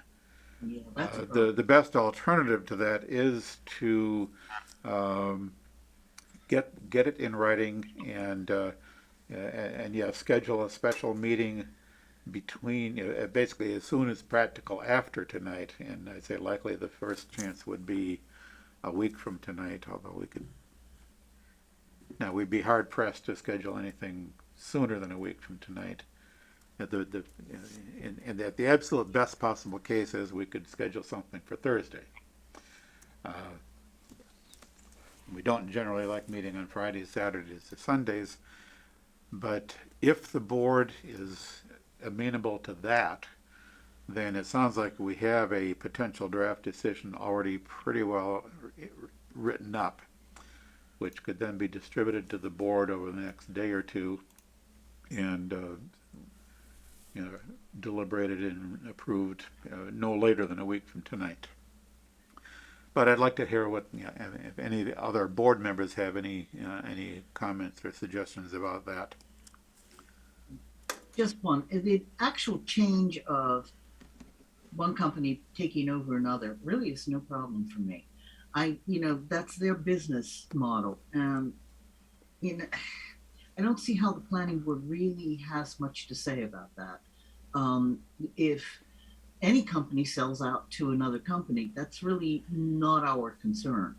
But I do believe that we do need to see the draft decision. And as far as the extension, I've already expressed that I think we're better off doing the extension and, taking the shot, because if we don't, we're going through 4 more years. Hard to say, but yeah, I don't think there's any question the board's going to approve it. I'll absolutely object to approving a blind decision, though. I've been on the board for 30 years. We've never done it. No, I think the closest we've ever come to approving a decision that we haven't completely seen in writing is approving a decision with some minor wordsmithing to be done to the final form. But such wordsmithing is we've already seen the decision in writing. We've suggested a few editorial changes, and staff or a board member have taken care of that. But yeah, we've never done one sight unseen. As routine as one might think it is, that's just not something we've ever done. But so, would any of the board members object to scheduling a meeting for? Chris, do you think it's feasible to have something prepared so that we could do it Thursday? If this is the only item on that agenda, then I do believe that we would be able to meet the 48-hour requirements for posting if we continue this hearing to the Thursday, August 26th. Yeah, and we wouldn't necessarily. We could continue the hearing just to collect anything additional for the record. But it sounds like, well, Yes. it doesn't hurt. It doesn't hurt to keep the hearing open to another meeting. Yep, that's what I want. Yep. So moved. I would say, just for the record, I have a CPC meeting Thursday at 7, but I certainly would attend this meeting and join CPC when we're done our business. Yeah, or we could schedule this meeting for slightly earlier. 6:30. Yep, that'd be fine with me as well. 6:30. 6:45. Going once, going twice. Prabhu, is that compatible with your Mr. Chair. schedule? Yes, sir. 6:30, 6:45. Thursday works for me. Yeah, and I think I saw Joshua having his. My schedule's so full. I'll be walking the dogs. And get- Just my clarification, Mr. Chair, is this did Chris say this is the only agenda item? Yes. It would be on the special meet? Okay. Absolutely. There would be no reason to call this meeting except for this one item. So far, Quiet. you never know. They sneak stuff in, emergency things.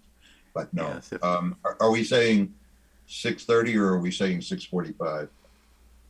If 6:30 is good for everybody, I would suggest 6:30. 6:30 is fine.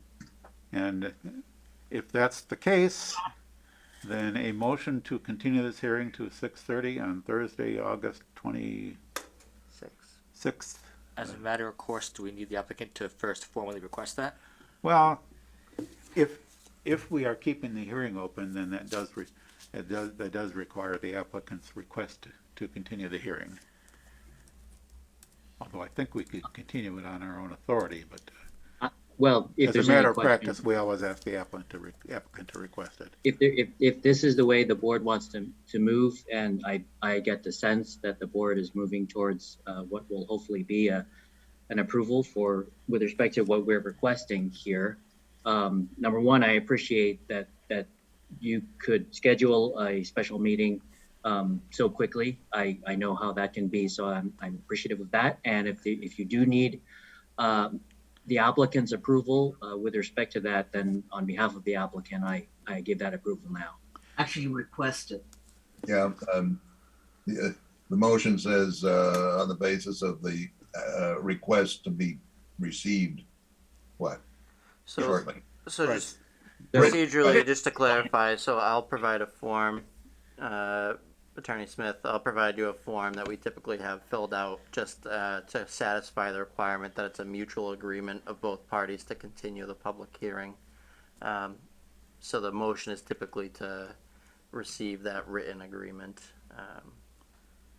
It's really just a procedural matter, but I will send that form tomorrow, if not tonight. No problem. All right, so I think the motion on the floor is to accept the applicant's to be received written request to continue this hearing to 6:30 p.m. on Thursday, August 26th. Is that a correct statement of the motion? Second. I forget who moved, but yes, Somebody moved it. one of us moved it and it was seconded. Is You there must any- have, Justin. I think you did, Justin. I think I Yeah, just seconded. I thought I remembered hearing Justin making the motion. But, Yes. Sure. I did. all right, any discussion of the motion? Hearing none, we'll put it to a vote. Justin, Aye. Bob Hassinger, Aye. Linda, Aye. Prabhu, Aye. and Dave votes aye. For the purposes of this hearing, the name Bob is ambiguous, so just qualify that. Okay, this hearing is continued, and Chris will take care of the circulating the draft decision to the board so that the board can read it prior to Thursday evening. Thank you And very much. Look forward to wrapping this up on Thursday then. Thank you, everyone. Thank you for all your attendance. Thank you. See you Thursday.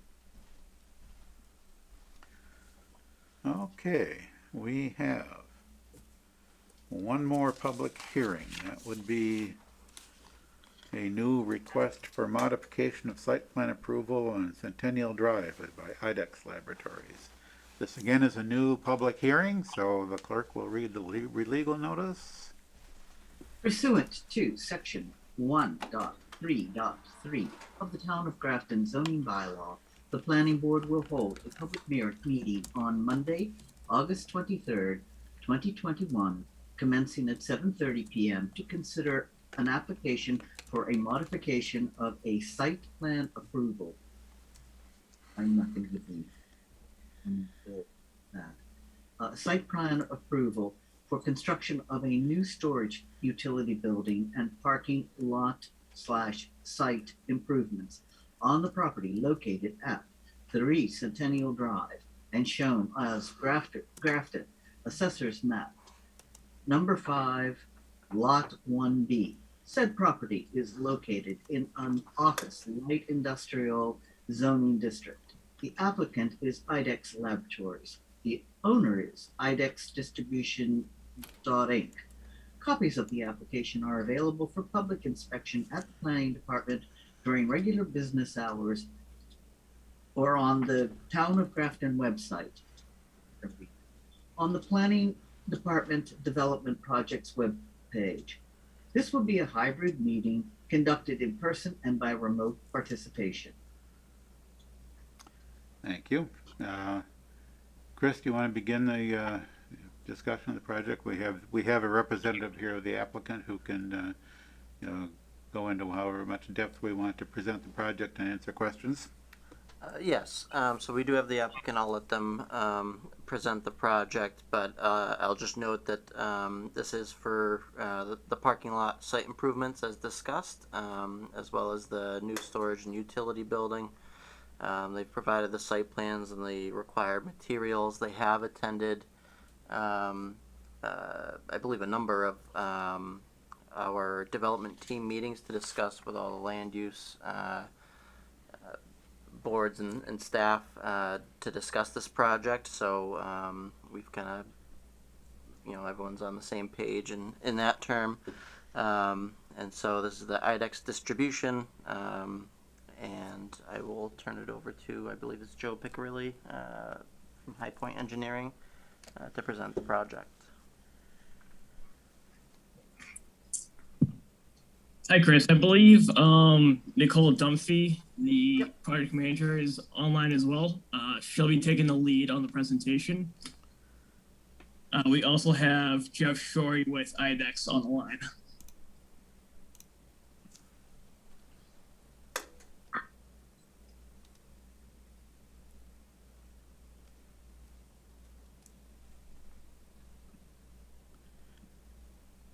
Thanks, Joe. Sorry about that.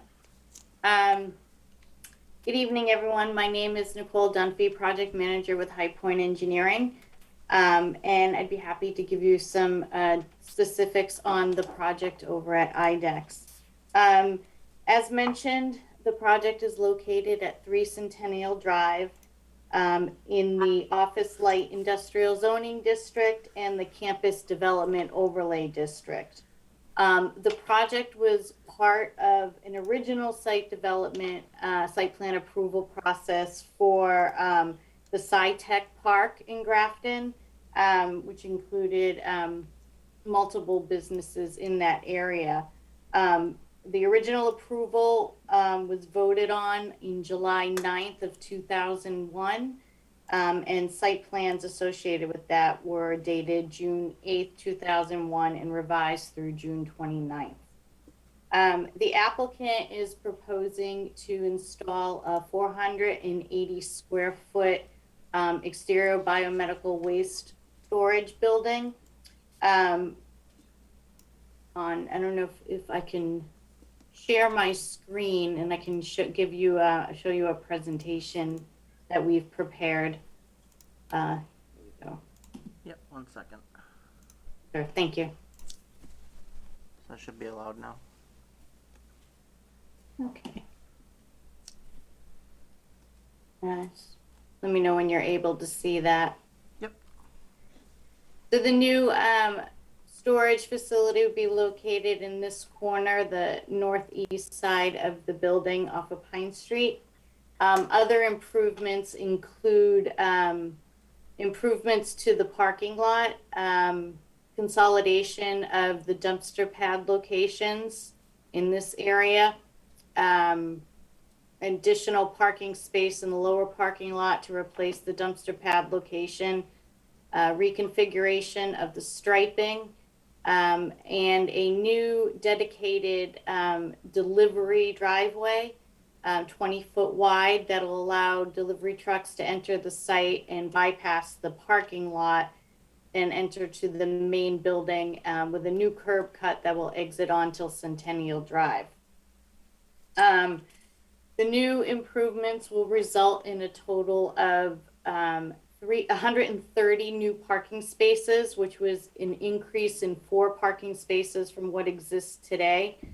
This brings us into compliance with the required zoning for 250 maximum employees for the property. We're also proposing to do some improvements over by the new storage facility, which includes minor grading to direct some runoff away from the entrance down in this area, replacement of the existing concrete sidewalk, the darker shaded portion, in order to promote that positive drainage away from the door. Some landscape improvements to provide screening from the street and pedestrians walking by, for the new storage facility, as well as the electrical upgrades, which were part of a previous approval. So in addition to that, we're going to do a little reconfiguration of the handicap accessible parking spaces. They used to be along this area, and we're just moving them to the other side to allow that drive aisle. The improvements will result in an overall park impervious area increase of approximately 6,730 square feet. In order to address the increase in impervious area, a new catch basin will be installed in the lower portion, the northern portion of the new delivery driveway. It will be connected to an existing drain manhole just to the east, and then be collected and discharged into the sediment forebay, which exists in the back of the property. The increase in impervious area results in negligible increases to the impacts on the existing detention basin. I think it increases in a less than 0.1 feet of water elevation within the basin, and will not impact negatively on the resource areas. So that's a quick overview of what we're proposing on site, and I'd be happy to take any questions. Right. Does staff have any questions or comments on this? I know I'm sure you've been involved in reviewing this already as part of the development team and the application review. Right, yeah, so we did review this during development team, and I have no additional comments at this time. Right. Any questions or comments from the board? I'll just say that I saw a note from Bill McCluster for the ZBA saying that the applicant is expected to be going in front of them at one of their September meetings regarding a variance, but I noticed that. Just wanted to call it out. That is correct. We did file a variance request for the location of the new storage facility, and we're awaiting the public hearing. All right. I see Bob had his hand up. I had been interested in that same, well, actually the public comment that's on our record, which isn't from Bill, but basically the same thing, that a variance / special permit, I don't know, maybe it's both, to put those there is required from the ZBA. And I guess if we don't wait for an outcome on that, a satisfactory outcome on that, then we'd have to somehow condition and make very clear that we're not conflicting with the ZBA or in any way approving what they're the ones who have to approve. I guess that I have an awful lot of trouble when I download from our site. The plans are big, I guess. It's hard to scroll around in them, but I think it's the setback we're talking about is Pine Street. Correct. Setback. So that's the main road. That's more or less across from the new project we just approved. On the other side of Pine Street, the commuter. Mr. Chairman, may I respond? Yes. So just to give you a little history on what we're proposing through the ZBA, it's a variance only for relief from the front yard setback requirement of 35 feet. We're requesting relief to bring it down to 17.5 feet. This property is a little different with respect to, it has 3 front yard setbacks. One on Pine Street, one on Centennial Drive, and the other on, I believe it's, sorry, what is it? Millennial Drive, I believe that is the third one. So it has 3 front yard setbacks, which is not typical of a normal property. Looking at the grades on the site, buffer zones associated with the resource areas in the back. This location that we're proposing seemed to have the least impact to the property. So the applicant is willing to have a condition put into your approval pending, final approval from the ZBA on the variance request.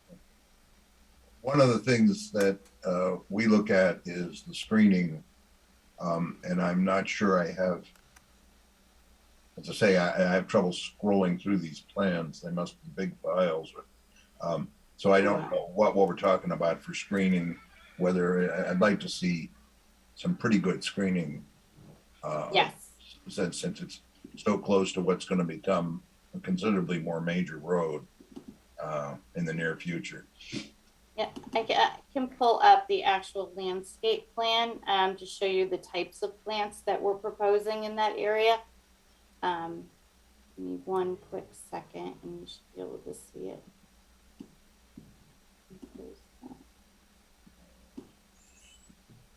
I'm gonna scroll down. It's the last page. Thank you for bearing with me for a second.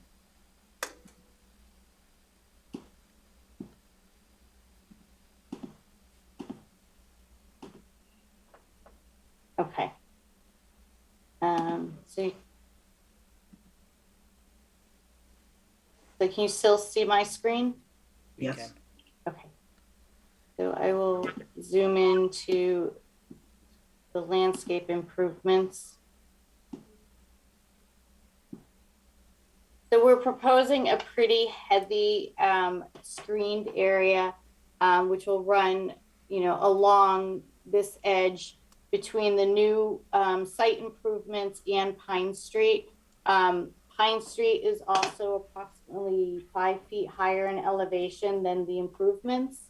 So the road will be situated above the improvements, plus will be, heavily screened. The screening will include a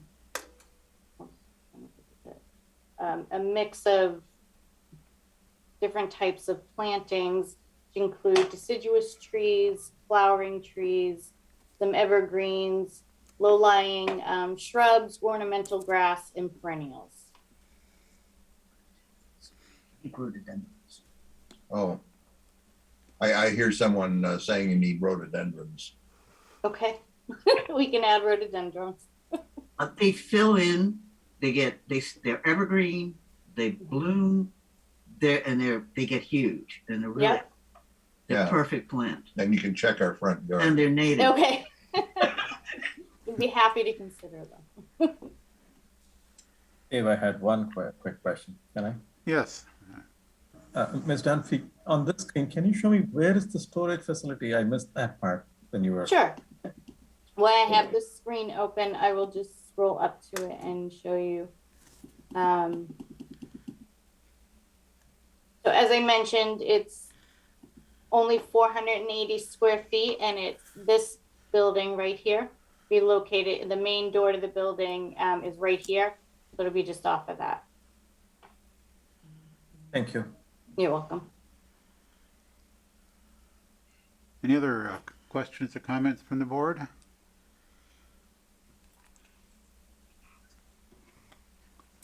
Any questions or comments from anybody else? Chris? So I just mentioned in terms of landscaping, just to reiterate a comment by DPW director, tree warden. Typically in Grafton, we ask you that avoid anything with pear in the name, pear trees. They're particularly susceptible to winter snow damage, so we try to avoid those.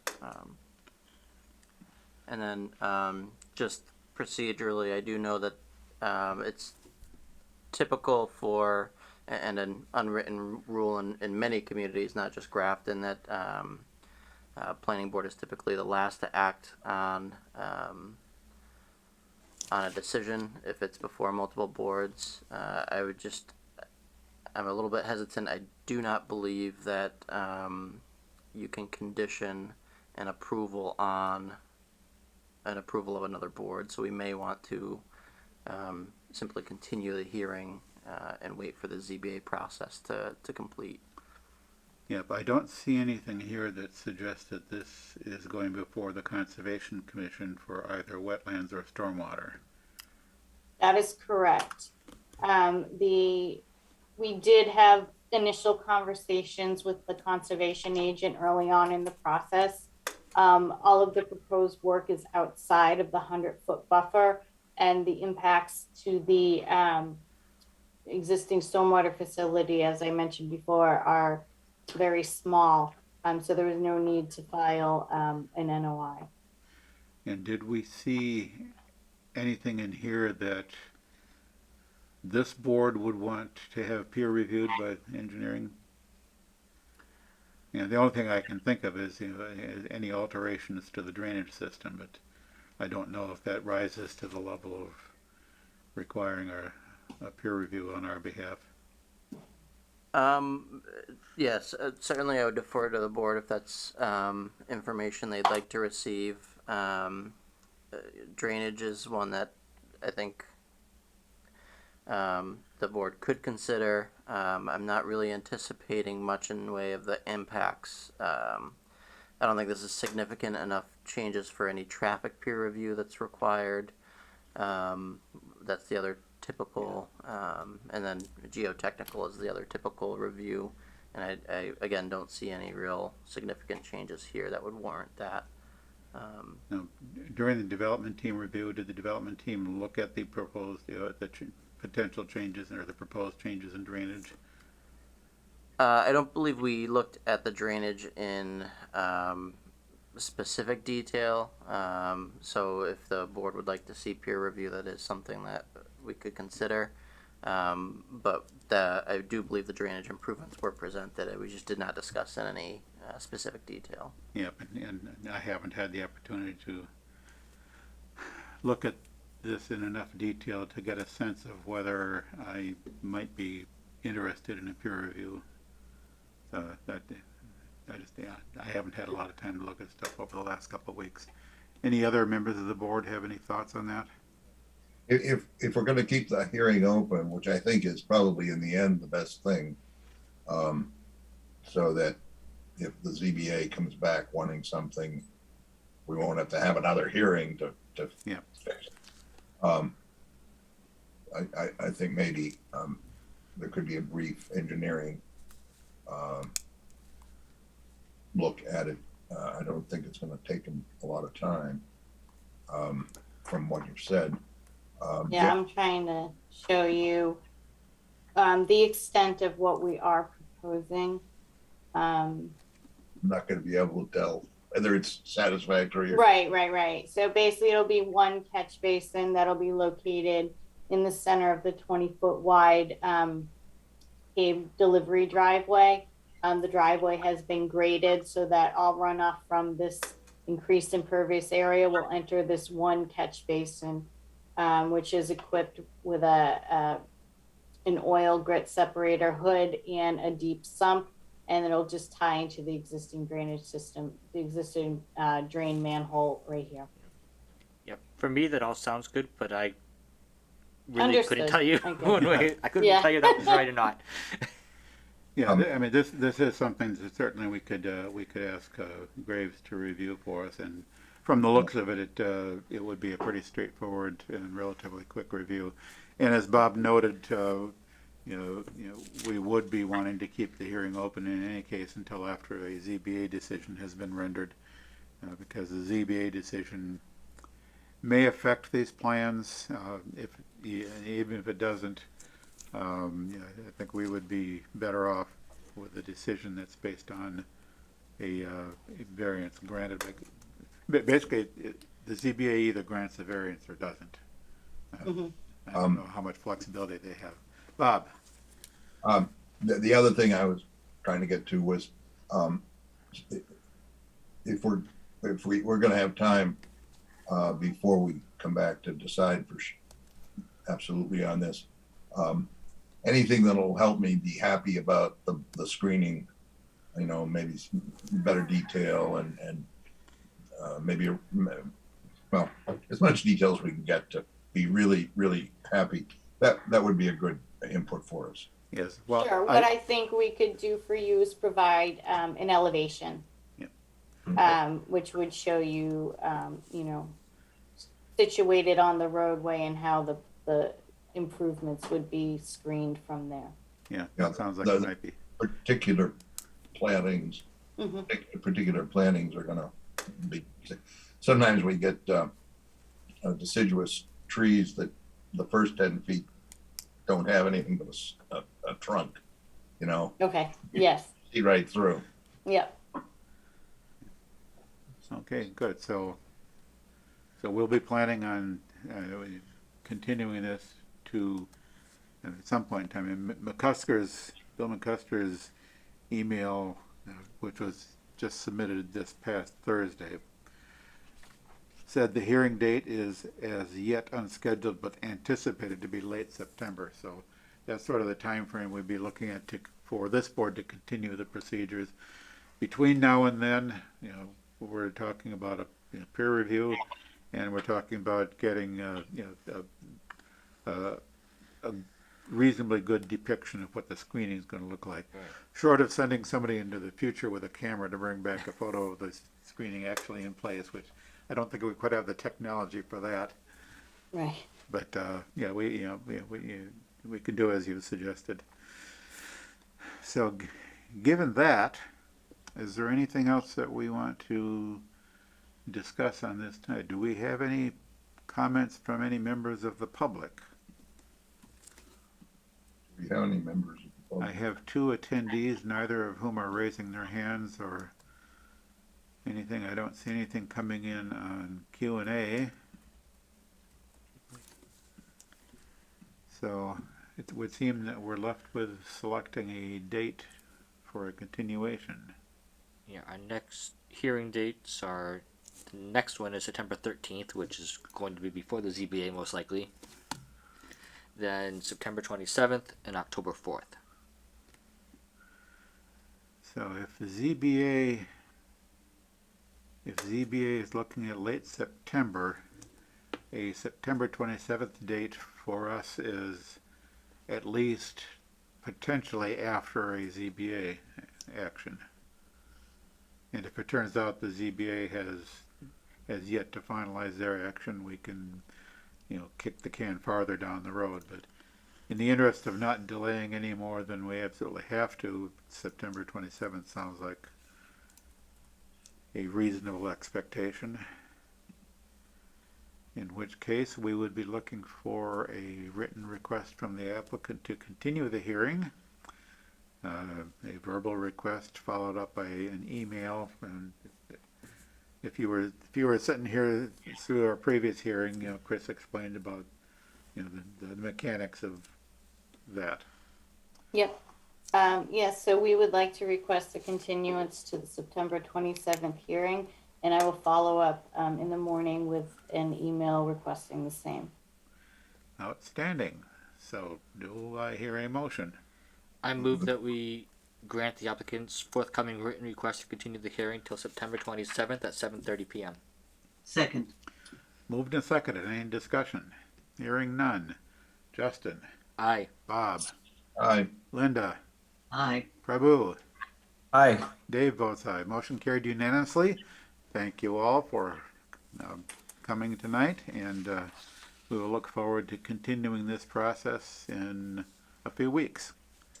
Great. Thank you for your time. I look forward to representing. Have a good night. Thank you. You too. Thank you.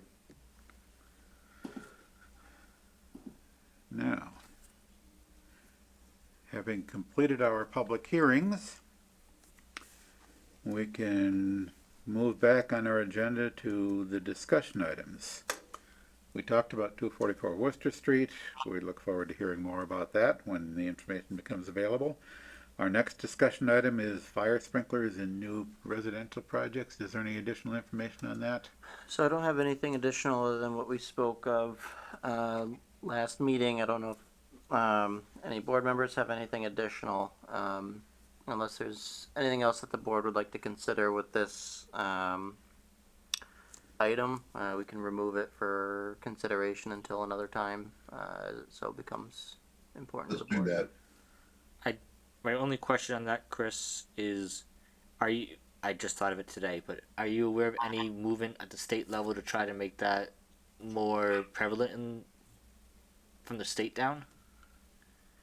So I am not. I mean, I can check with the fire chief and Yeah. term. He may. It's be- just a curiosity on mine. Yeah. It's nothing that is, urgent or not. Yeah, I believe the fire chief would have a better pulse on that, but nothing across my desk in that term. Yeah, my notes from the last meeting say that you were going to be looking for more information, including information from other communities who are contemplating this.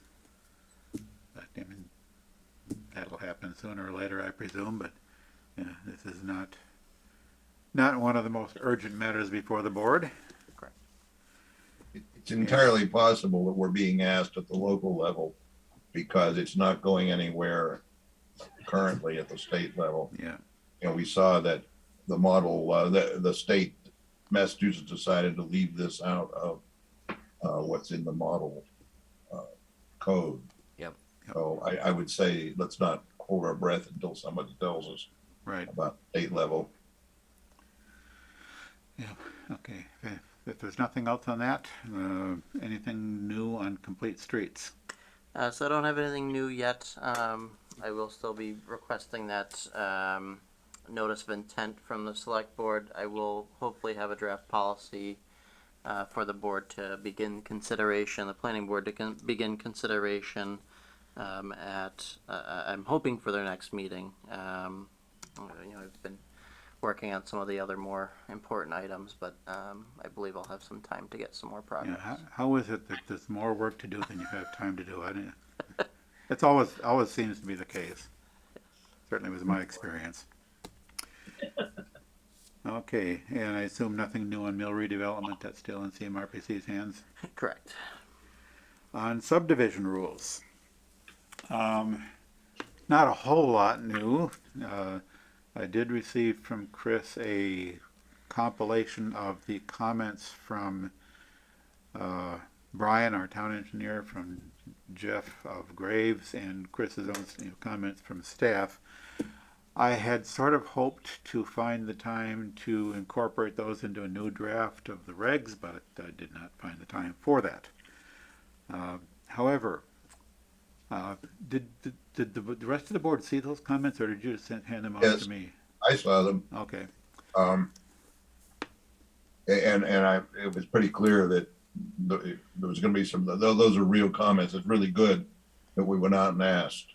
I've been hoping we'd get inputs like that over all the years with these rules, because we're deciding how the roads get built that those folks have to maintain for the rest of them.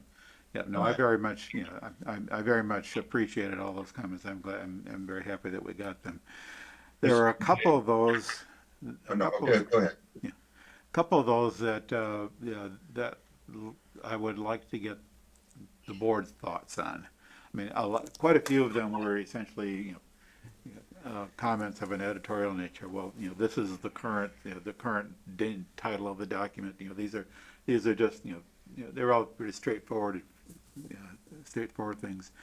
But interested in the board's opinion on a couple of items. One, Jeff Walsh, talking about the curb radius of the edge of pavement, which the subdivision rules had previously not spelled out at all, except implicitly the subdivision rules, if you interpret them the right way, they call for something that is actually not in compliance with what we normally do. So I thought I'd make that explicit, but the question that Jeff raises is the way I wrote the rules. The way I proposed writing the rule was to say that the radius of the edge of pavement will be 30 feet or greater, allowing some flexibility. Jeff suggests limiting the radius to 30 feet for intersections involving only minor streets. The idea being a smaller turning radius will tend to limit the speed of vehicles making turns. And that if we do that, if we make it specifically 30 feet and not 30 feet or more, the the board can still waive that in if it ever finds a situation where a greater radius would, the board would deem appropriate, but setting it simply at 30 feet, not plus or minus, but 30 feet exactly, does have, it would tend to have a traffic calming effect, and is probably a reasonably good idea. So any sense from the board? I think, following up on Jeff's comment, if the board's comfortable with it, I'd say I'd go with Jeff's comment saying that just make it 30 feet, no more or less, under normal circumstances, at least at all intersections involving only minor streets. Any thoughts from the board on that? Yeah, I just want to be sure about, the point that I had where the right of way. Yeah, this is strictly where the right of way comes out. Right, this is strictly the pavement radius we're talking about, not the right of way radius. Just want to be sure when it gets written that we don't introduce something. So another change Jeff suggested was when we talk about leveling areas at intersections.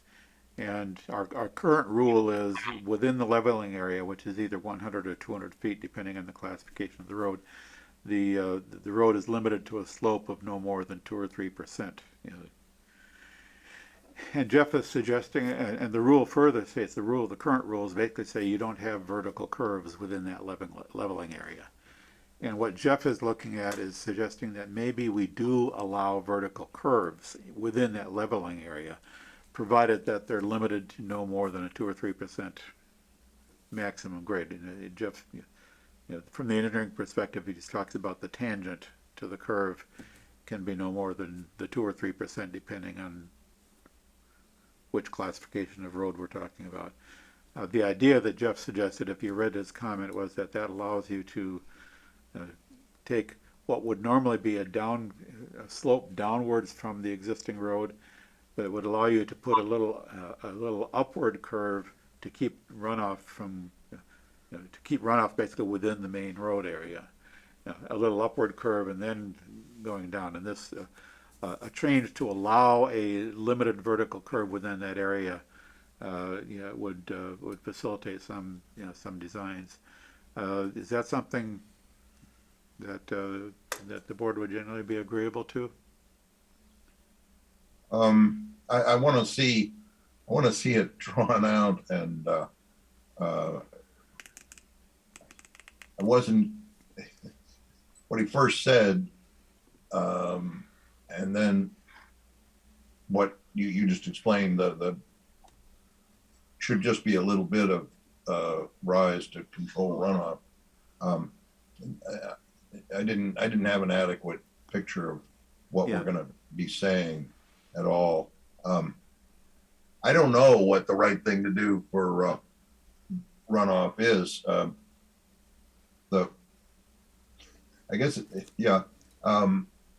The runoff's going to go one way or the other, and the drainage system is going to take it on one side, on one road or the other. So, I'm not sure. Yeah, I'm wondering if it wouldn't be helpful to follow up with Jeff. I could, we could kind of draw a picture to illustrate the situation that Jeff is talking about. I think I know. I've spent some time looking at it this afternoon, and I think I know how I might draw a picture. But I probably want to run that by Jeff and see, sort of get from him a picture. Well, what are we talking about here, and why is it interesting? Yeah, but you need to be clear about the limits, how far this goes and how high, and sort of thing. Because the way he didn't really lay out specifics, right? And I don't have enough trouble with leveling areas and all of that. Yep, and let me see what the other thing that I was was wondering about the board's opinion. The rules talk about the area in between the edge of pavement and the edge of right of way, and the rules in one section the rules simply say it's got to be graded a certain way. In another place the rules refer to it as a grass strip, basically implying that outside of a sidewalk that might be in there, it's basically just supposed to be grass. Chris suggested that we might want to encourage rain gardens or some other treatments that would tend to, recharge runoff, basically right there rather than, going into a more traditional drainage system, which, that's some different things that you could put in that area between the edge of pavement and the edge of right-of-way to handle drainage, more of a low-impact development idea, which I'd been thinking about what else we might want to do in the subdivision rules for low-impact development, some of which I've been kind of deferring more detailed consideration of, not wanting to, not having, sort of fully assessed some of the potential impacts of LID on the existing rules. So if we can come up with some, and this is one specific case, sort of specific case, but if we could come up with something that we're comfortable with, sort of as, just to throw that in there as allowing some flexibility in the drainage design. I mean, there are other topics in drainage design related to low impact development, like using natural swales rather than drainage systems, and that sort of gets you into the question of curbs, because if you have a curb in there, it's kind of hard to use a natural swale. So there's some larger questions around low impact development that I, for one at least, haven't tried to fully assess the impact on subdivision rules. So this is a topic that maybe we defer to further consideration of low impact development, unless we can come up with a concept here that fits well within our existing rules. Any thoughts from the board on that? Yeah, I was having trouble envisioning where in our cross section this rain garden is going, or whatever that sort of thing is going. Not quite sure. I think there's going to have to be a fair amount of thought about that. You don't want to complete streets, sidewalks on both sides. Where does the room come from? Or even certainly sidewalk on one side is a push. We should have that. We should go back to having, or maybe I don't know. Was there reference to both sides in one of those things? I saw it just lately somewhere. What we have now requires sidewalks on one side of minor streets and both sides of major streets.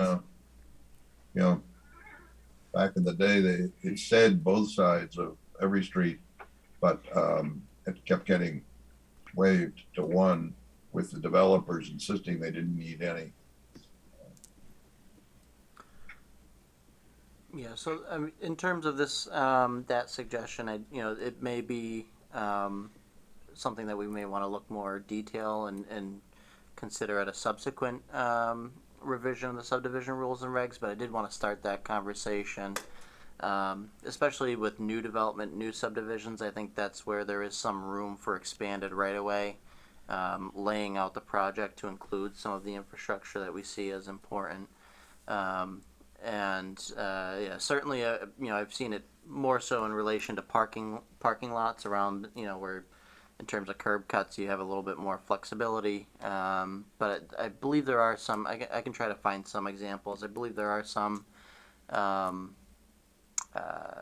examples along roadways where the idea of the rain gardens is somewhat twofold of rather than the old engineering practice of moving the water as quickly away from the property or the point source as possible, was actually to collect it and to recharge it in place. I think there has been some developments in what's called phytotechnology, which is actually using plant-based solutions to somewhat pre-treat certain types of pollution or runoff sediments. So there might be some opportunity there that the board can potentially consider.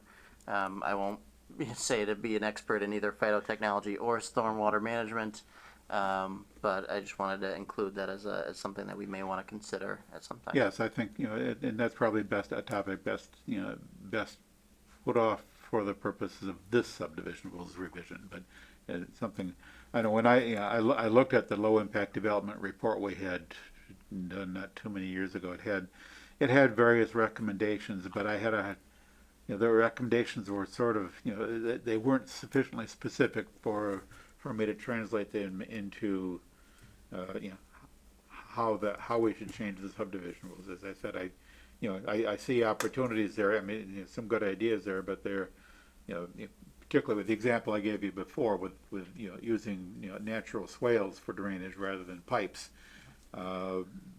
Curbs are incompatible with that, and we require curbs everywhere in a subdivision. So we have to kind of sort of revisit that topic. It's a broader topic than that's certainly worth revisiting.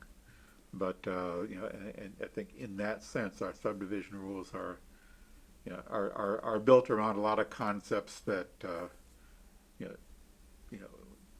greatly predate any concept of low impact development. Right. One thing I'd be interested to know about or look at if we get into this is maintenance.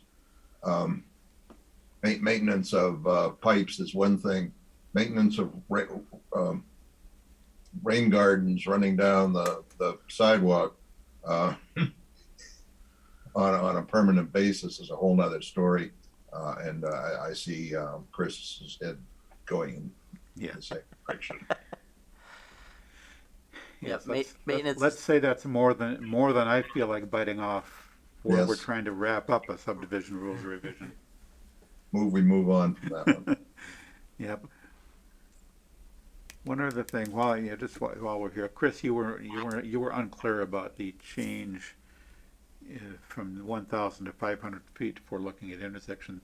That change was made for consistency with the zoning bylaw. The ZBL that exact requirement is 500 feet in the ZBL and 1,000 feet in the subdivision rules. So, which do I change, the zoning bylaw or the subdivision rules? Which is easier to change now? Yeah, if in the long run we reevaluate that and we realize 1,000 feet is really better, then we'll have to make the effort to change it in both places. But I had given some thought to, well, maybe we take the traffic study requirements out of the ZBL entirely and put them all in the subdivision rules, because we can reference the specific parts of the subdivision rules for things other than subdivisions, which we do. But leave well enough alone at this point. That was why that. And then, you had suggested, Chris, if we're talking about utilities underground, where the subdivision rules specifically say they should not be placed underneath sidewalks.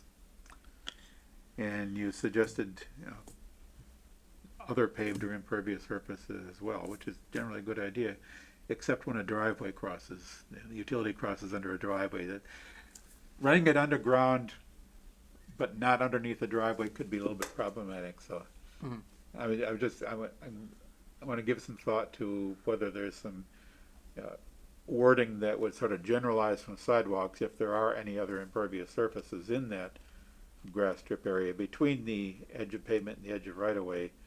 Where else don't we want underground utilities? Yeah, and driveways is a consideration, so we may want to wordsmith that further. But in terms of, especially if we're including things like bike lanes or even other improvements, I've been called hyper technical before, and so in terms of having that language, that it should also be where possible placed, so it's not in conflict with other. Yes, we don't want to make it impossible. Right. Well, you have to bring the utilities up above ground, over the driveway, and then back down again. With appropriate pumping. So, water. One other point, and I don't really see a problem here, but basically, when talking about the different kinds of curb materials and curb configurations, Jeff had suggested avoiding the hot mix asphalt vertical style curbs, but which I quite agree with. It's in there because the current subdivision regulations explicitly reference a mass highway diagram for that style of curb. So to avoid changing that, I basically just kind of kept that. But given, I think it's pretty reasonably well known the propensity for curbs like that to be destroyed by snowplows. I don't have a problem eliminating that because we typically use. I know we have some curbs like that in Grafton, but typically these days we use either granite, vertical or sloped, or modified Cape Cod. And assuming that DPW is in agreement with that, then we can just kind of eliminate those less desirable forms of curbing from the subdivision rules. Stepping back 1 second to the what was it? Utilities. Underground utilities. Yeah. Which utilities are we actually talking about? Electric, gas, maybe? Yeah. Water, sewer. Oh, okay. Water and sewer. Also, okay. Yes. Probably also like teleconferencing, telecommunications. Okay. Yeah, phone lines, cable lines. fiber optic. Well, yeah, no, everything until you get to the sewage or storm drainage is what I'm thinking of. And the conflict with driveways in particular. Is there an option to require conduits or something like that be used in those places so that you don't have to dig up the driveway in order to make some change through the provide adequate means or whatever paving is involved. Okay.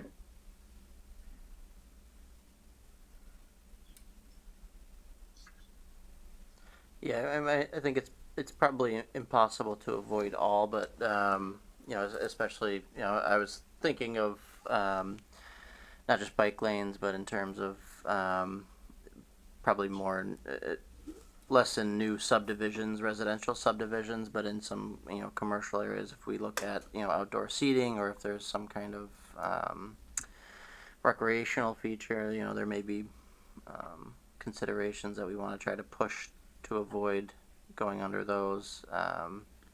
But maybe we'd include sidewalks as a definite and where possible as language to provide that consideration. Yeah, two, I think one of Bob's points is we do currently require telephone lines and other utilities, electric lines not necessarily, but telephone lines and some other utilities kind of unspecified, to be installed in conduits underground. So we have a conduit requirement for certain utilities where it makes sense. I think the only one which is maybe not clearly specified as being conduits is electric. For which? Electric. We don't have an explicit requirement for electric to be in conduits, but others, yes. Other wires, yes. Want to be sure that we cover coaxial cable for or whatever the right designation is for strictly cable television. Yes, I think maybe our language under telephone and other utilities could perhaps be modernized to acknowledge that that distinction. There's less of a distinction between at least telephone and other communication type utilities. Copper wiring, fiber wiring, coaxial cable, those are all kind of the, really nowadays we consider them just, three variations of essentially one type of utility. We don't, it's interesting. Let's see, we do mention under the category of other utilities, cable television and the fire alarm system. Okay. I don't know that we have a wired fire alarm system in town, but yes, I think it would be good to modernize that language. The fire alarm system dates back, or it was in what I ran across with all of the, putting the cable system on the telephone poles. The town has a right, I guess, to string its fire alarm system on the poles under the pole permits that the police, the select board give. A little old fashioned, but we considered Verizon or whatever. Yeah, well, our F-man system to be fiber system to be. Yes, I don't know that we ever had, certainly not in my memory, I never saw any of those little red fire alarm boxes mounted on telephone poles. I don't know if we ever had any of those in Grafton. I think that was, it used to be fairly common in the larger communities. And police call boxes. Oh, I remember. We don't have any regulations about telephone booths in subdivisions. I think they've died off of their own accord. Kent has to figure out other means. All right. Well, this is good. Was there any other thoughts on subdivision rules? I've got, in addition, now I've got, in addition to the comments from Brian and Jeff and Chris, I've got a couple of other things to update. So what I'll plan on doing is, with the exception of one or two questions that still need to be answered, I will plan on producing a new draft of the subdivision rules, incorporating all of the comments to date. And if I can get, I think we still have sort of an open question about that vertical curves in the Leavenworth area, where it would be helpful for us to see a picture to make it clear what is the change that we're talking about there. But yeah, I'll plan on getting that prepared for our next meeting. Anything else on subdivision rules? If not, moving on to general business, I don't believe we have any bills to be approved. No bills. I don't believe we have any minutes of previous meetings to be approved. Skipping over for just a moment, staff report, I didn't see any correspondence. I understand that staff has been somewhat, shall we say, crunched for time, and so wasn't able to get everything done that we might have ordinarily expected, but no big deal. Staff report. So I have nothing additional at this time for staff report. You mentioned at our last meeting that Senator Mike Moore was putting on a listening session at the library this week. The library is not open this week. So there were going to be, just to clarify on that, the library was going to have limited availability. I did book with the library to have a portion of the building open for the public for holding that listening session. I'm anticipating tomorrow to be submitting a formal press release, that public listening session, after discussing with the chairman of the Affordable Housing Trust, and they would like to actually host that listening session, which I find to be appropriate. So that press release will indicate that we are going to be rescheduling that hearing, and also expanding it to a larger kind of listening session of affordable housing in general. That's in relation to comments from the chair that the Affordable Housing Trust has largely stepped back from looking at 25 Worcester Street as a potential development, or at least at the scale of their involvement. And so we're going to use that as more of a discussion of affordable housing in Grafton, looking at other sites, and then also just generally of what the goals of the town are as outlined in our housing production plan, and what strategies we can look forward and potentially pursue. So I don't have a time and date certain now to provide, but I'm hoping in that press release tomorrow to have that time and date available. When we have that, I think it'd be helpful to explain the housing production plan, what it says in our case, and where we are in a little more detail than we usually hear. We just say, yeah, that'll help the plan or whatever. But most people don't know what that is at all. Like I can't tell you where we stand. And I just saw someone put out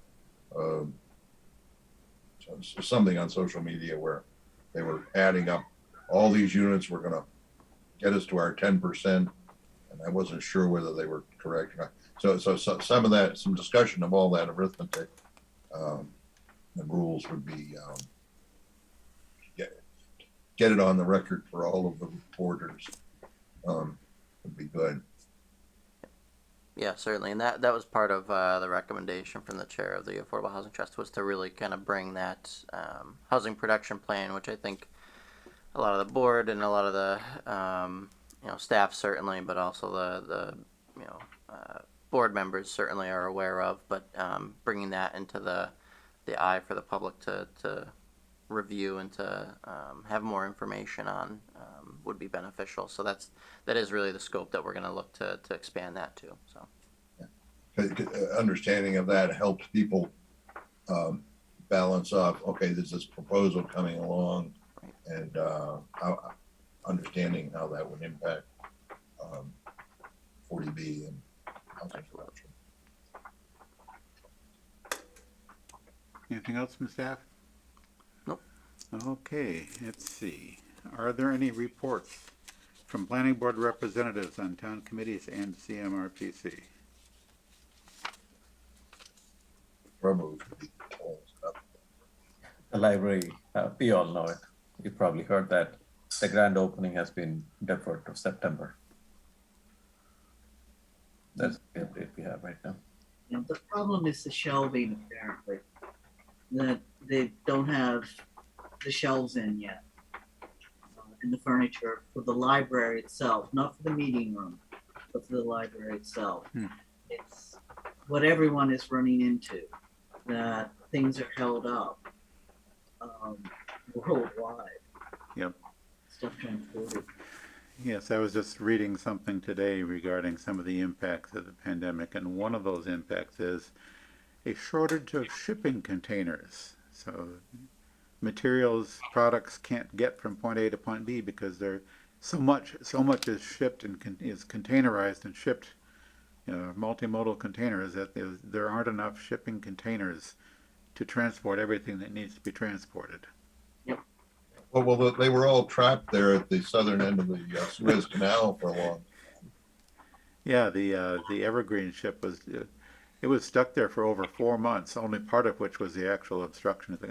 Once they got it loose, they still couldn't move because countries and agencies were fighting over who was going to pay for all the expense of getting. They had a big chunk of the world's containers. Yeah. Yeah, Yeah, and just for the time that the canal was blocked, that was blocking up a whole lot of shipping. Mm-hmm. and if they weren't stuck in the canal, they were turned into tiny houses. Yeah. Anyway, anything else from any planning board representatives and town boards and committees? Just to say that there's a CPC meeting this Thursday. On the agenda is discussion around the Engville property that was donated to the town. The which property? The Engville. Oh, the Engville property, yeah. What is currently 95 North Street? Yes. It was 93 North Street until they split off the house from the rest of it. But yes, that was. Yeah. It'll be interesting to see what the town ends up doing with that. There were a lot of possibilities discussed. Anything else? Any other items which may lawfully come before the board? Move to adjourn. Second. Moved and seconded that this meeting be adjourned.